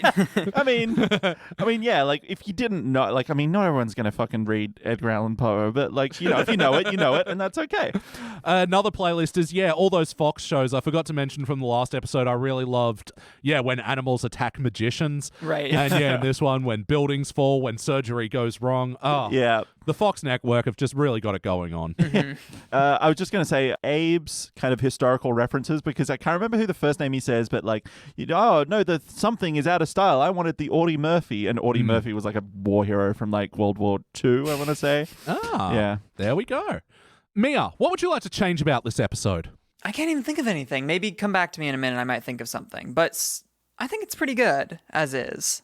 That was my answer. Jordan, what do you got? They do. I know they do it for kind of the dramatic tension of it, but I just want a bit more of a glimmer of hope for Lisa, like throughout the episode, just true. because it's so inconsequential. And I guess it's kind of because like, I guess sexist in a way, because Homer is only like talking about the men, and it's Marge who has to say like, but what about the women? Right. You didn't ask the women. He didn't bother. Yeah. Which sucks. But like, maybe there's some way that like Lisa can find a second cousin or something who's doing something great herself. Yeah, that ending did hit me weird. I thought it was weird that none of the women spoke up, 2, Homer didn't ask, and 3, it didn't occur to anyone before Marge. But yeah. Also, what are all of them doing showing up? Because clearly Homer didn't explain this to everybody. He just offered them $20 or whatever. So like this doctor and this architect and this other woman all showed up to stand on Homer's front lawn and not talk and be ushered away. Yeah. Silly. Well, we saw the conversation hat. We didn't see the conversation, so we do have to extrapolate. And they said what, like all the Simpsons in the tri-state area. So like some of them are Tri-City area. Tri-City. Oh, okay, right. I was about to say, because so some of them have obviously traveled like a long, probably all night to get there, and just like under no pretense of why. Right, and then you think about like the repercussions of Lisa having all of these family members who are doctors and architects and all of these things that live within a few hours and would show up for no reason. So like, when she needs a mentor, 2 or 3 seasons down the line, she can't find one. It breaks the universe a little bit, but it's The Simpsons. Who cares? Yeah. It's weird that she doesn't know about them. Exactly. Yeah, that's as well. But I mean, these are things, and I think you made this point before, Mia. It's like when you're watching through the episode and you're having a fun time and the jokes are working, it's like, these are things that you forgive. Yeah, exactly. All right, I guess we're here then. Mia, do you have any other notes? Yeah, I really loved Grandpa Simpson's line where he was like, your dad used to be smart as a monkey. Now he's dumb as a chimp. And look at Bart's homework. He used to be smart as a chimp. That's just one of the best Grandpa Simpson moments. Very fun. Absolutely. Any other notes? Homer with the novelty pen was really fun, but that's about it. Yeah, and then lining them all up, like doing a countdown. Homer just loving anything that was designed for like a 12-year-old boy to love is very funny. Exactly. Like pens and magazines. This is how we got our porno back then. Yeah, exactly. How about you, Jordan? Any other notes? I liked the joke of Salisbury soup being one of the lunch options instead of Salisbury steak. My Joe's like sloppy enough. Yeah. The visual joke that I really liked is like school's out and everyone's running out. All the kids are like, yay! But also you see Miss Hoover and Miss Krabappel running out with their arms out as well. Yeah. And then going back in shoulder slump the next day. It was really good. I liked Apu's list of like some of the stuff that it was like the Siamese hot dog, I think was one, but the floor that just won't come clean. Right. Like, it was really good. The cans with the labels ripped off was very funny. Oh, yeah. There was some things man just isn't meant to know. Yeah. Even the offensive baseball hat, which is like, why would Flanders see that headline and look at the hat? But it was still a good bit. But the floor that just won't come clean. If anyone has a good idea for a fucking stove cleaner, I got this fucking grease spot that just won't come up. Actually, this episode made me realize how close Jasper and Otto's voices are. Yeah? Because they're in close proximity to each other. And I'm like, oh, Jasper and Otto do sound very similar, actually. Whoa. Yeah. Otto is Jasper backwards. The line of Bart, like when Homer's upset that Lisa like said, the stuff about him, and Bart is like, I'll dance on her grave. Like, Bart, what? Oh, napkin. Like, like, oh, that was the problem. So dark. Rich Texan has blue hair in this. Yeah, one of the very first appearances of Rich Texan. Okay. Yeah. Full name Richard Texan. That was funny because he just walks in the room and he says, and he's like, this is what my character is all about. And it's like, oh, I guess the people didn't know what his character was all about. Just his character existing is the joke here. Yeah. Okay. Oil tycoon with making expensive purchases. And just the last line I liked was oh, no, your dad has a big surprise. Like, I'm adopted? No, better. Yeah. No, still even Marge's like optimism, and I think that's what I forgot to say about in character integrity is that this is a common thing with Marge, and it's like she has trouble understanding mental illness and mental problems and all that sort of stuff because she is sort of just such a casual optimist that she hadn't had to deal with that. So a lot of these problems that Lisa go through just don't simply make sense to her, and I think we do get a bit of that in this episode. But anyway, I just need a couple of seconds to look over my notes. So Jordan, please ask me the most important question that we ask. So, oh geez, what is this? we like to, So the question that we ask all our guests, usually BT does this, but you're stepping in, man. You're doing a good job. Is that okay? If you could have a sandwich named after you, what would be in it? Or failing that, best sandwich? Question mark. Okay. All right, I'm going to reveal how white I am here on this podcast. Okay, here we go.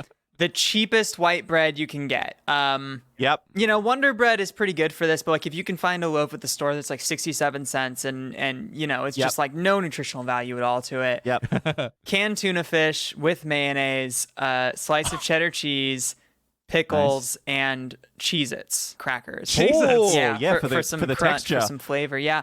I don't think this is a sandwich that anybody else has ever eaten, but, you know, I'm willing to concede that maybe it might be very popular somewhere.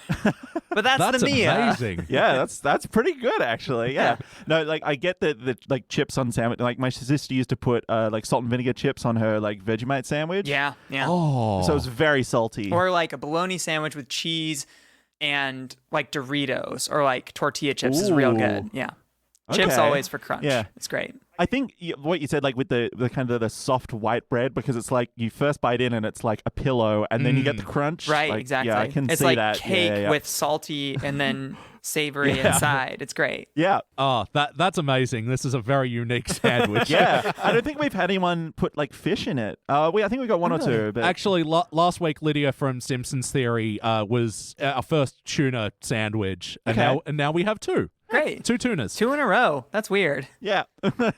But yeah, the weirdest, and it also had chips on it. The weirdest sandwich we got was like, it's like a pressed sandwich, cheese, peanut butter, baked beans, and potato chips. Ugh. I miss peanut butter. At the age of 26, I realized that I was allergic to peanut butter. Oh no! And I just love it so much, and I miss it's peanut M&Ms and peanut butter so much. It's my favorite thing. If I found out I was peanut allergic, I don't know what I would do. Like, there's no substitute. Like, what do you do? It's to the point that I realized a long time ago, but I rejected the idea because I'm allergic to peanuts and I'm allergic to marijuana. Oh no! And so I was fuck it, like, but just so mildly that I was like, I can just keep on smoking and keep on eating peanuts and nothing's gonna happen. And then like you start asphyxiating and you're like, oh no, like what is wrong with me? I'm a high idiot. That's a shame because I've been to California and I've had like it was a Reese's Pieces style edible, and oh my god. Yeah, that's the thing is that back in the day I would like eat like apples with peanut butter after getting high and just be like, why is my throat so scratchy? What's up? You guys get your throat scratchy too when you do fun things, right? No? Okay. Yeah. Cool. Yeah, time for my final notes. I loved again the animation on the vacuum seal of the Lunchable. Yeah, with Millhouse's glasses getting sucked off. That was good. Yeah. Just like in the commercials. Just like in the ad, yeah. It's called lice, and it's nothing to be ashamed of. I love when Lisa's trying to work out the thing as well, and she goes, it's none of Prince's names. Ralph playing with the letterbox just gives me so much joy. Yes. I wish I could do that. That's a good one. Why did I write Paint Forge? Paint Forge? Oh, Paint. We said it in exactly the same way, too. Paint Forge? The guy at the museum, Lisa's like, the interplay of the colors is, thank you, I forged this one. The real one's at home. Yeah. Just more of this, like, people are still being dumb in these cultural spaces. Well, right. No, I mean, look, I like that Lisa goes to the museum long enough to know the security guard by his first name, and that he's actually pretty talented if he could forge it that well. I mean, that's like, you got some talent. Oh gosh, the gag where she like goes to see the violin player at the little coffee shop, and then outside the woman is like, "Well, just keep on trying." And then she leaves. She's like, damn, I thought that was a sale. Yeah. It's just so real. I feel like we're done with it's the notes they don't play joke. Like, they're done now, right? Like, no Right. one... I think we can stop making them I now, think it peaked surely. in that tweet that I shared in our group chat the Yeah, other yeah. day. They told me it's about the notes that they don't play. I stay awake at night thinking about these notes that I cannot hear. Jazz has destroyed me. Yeah.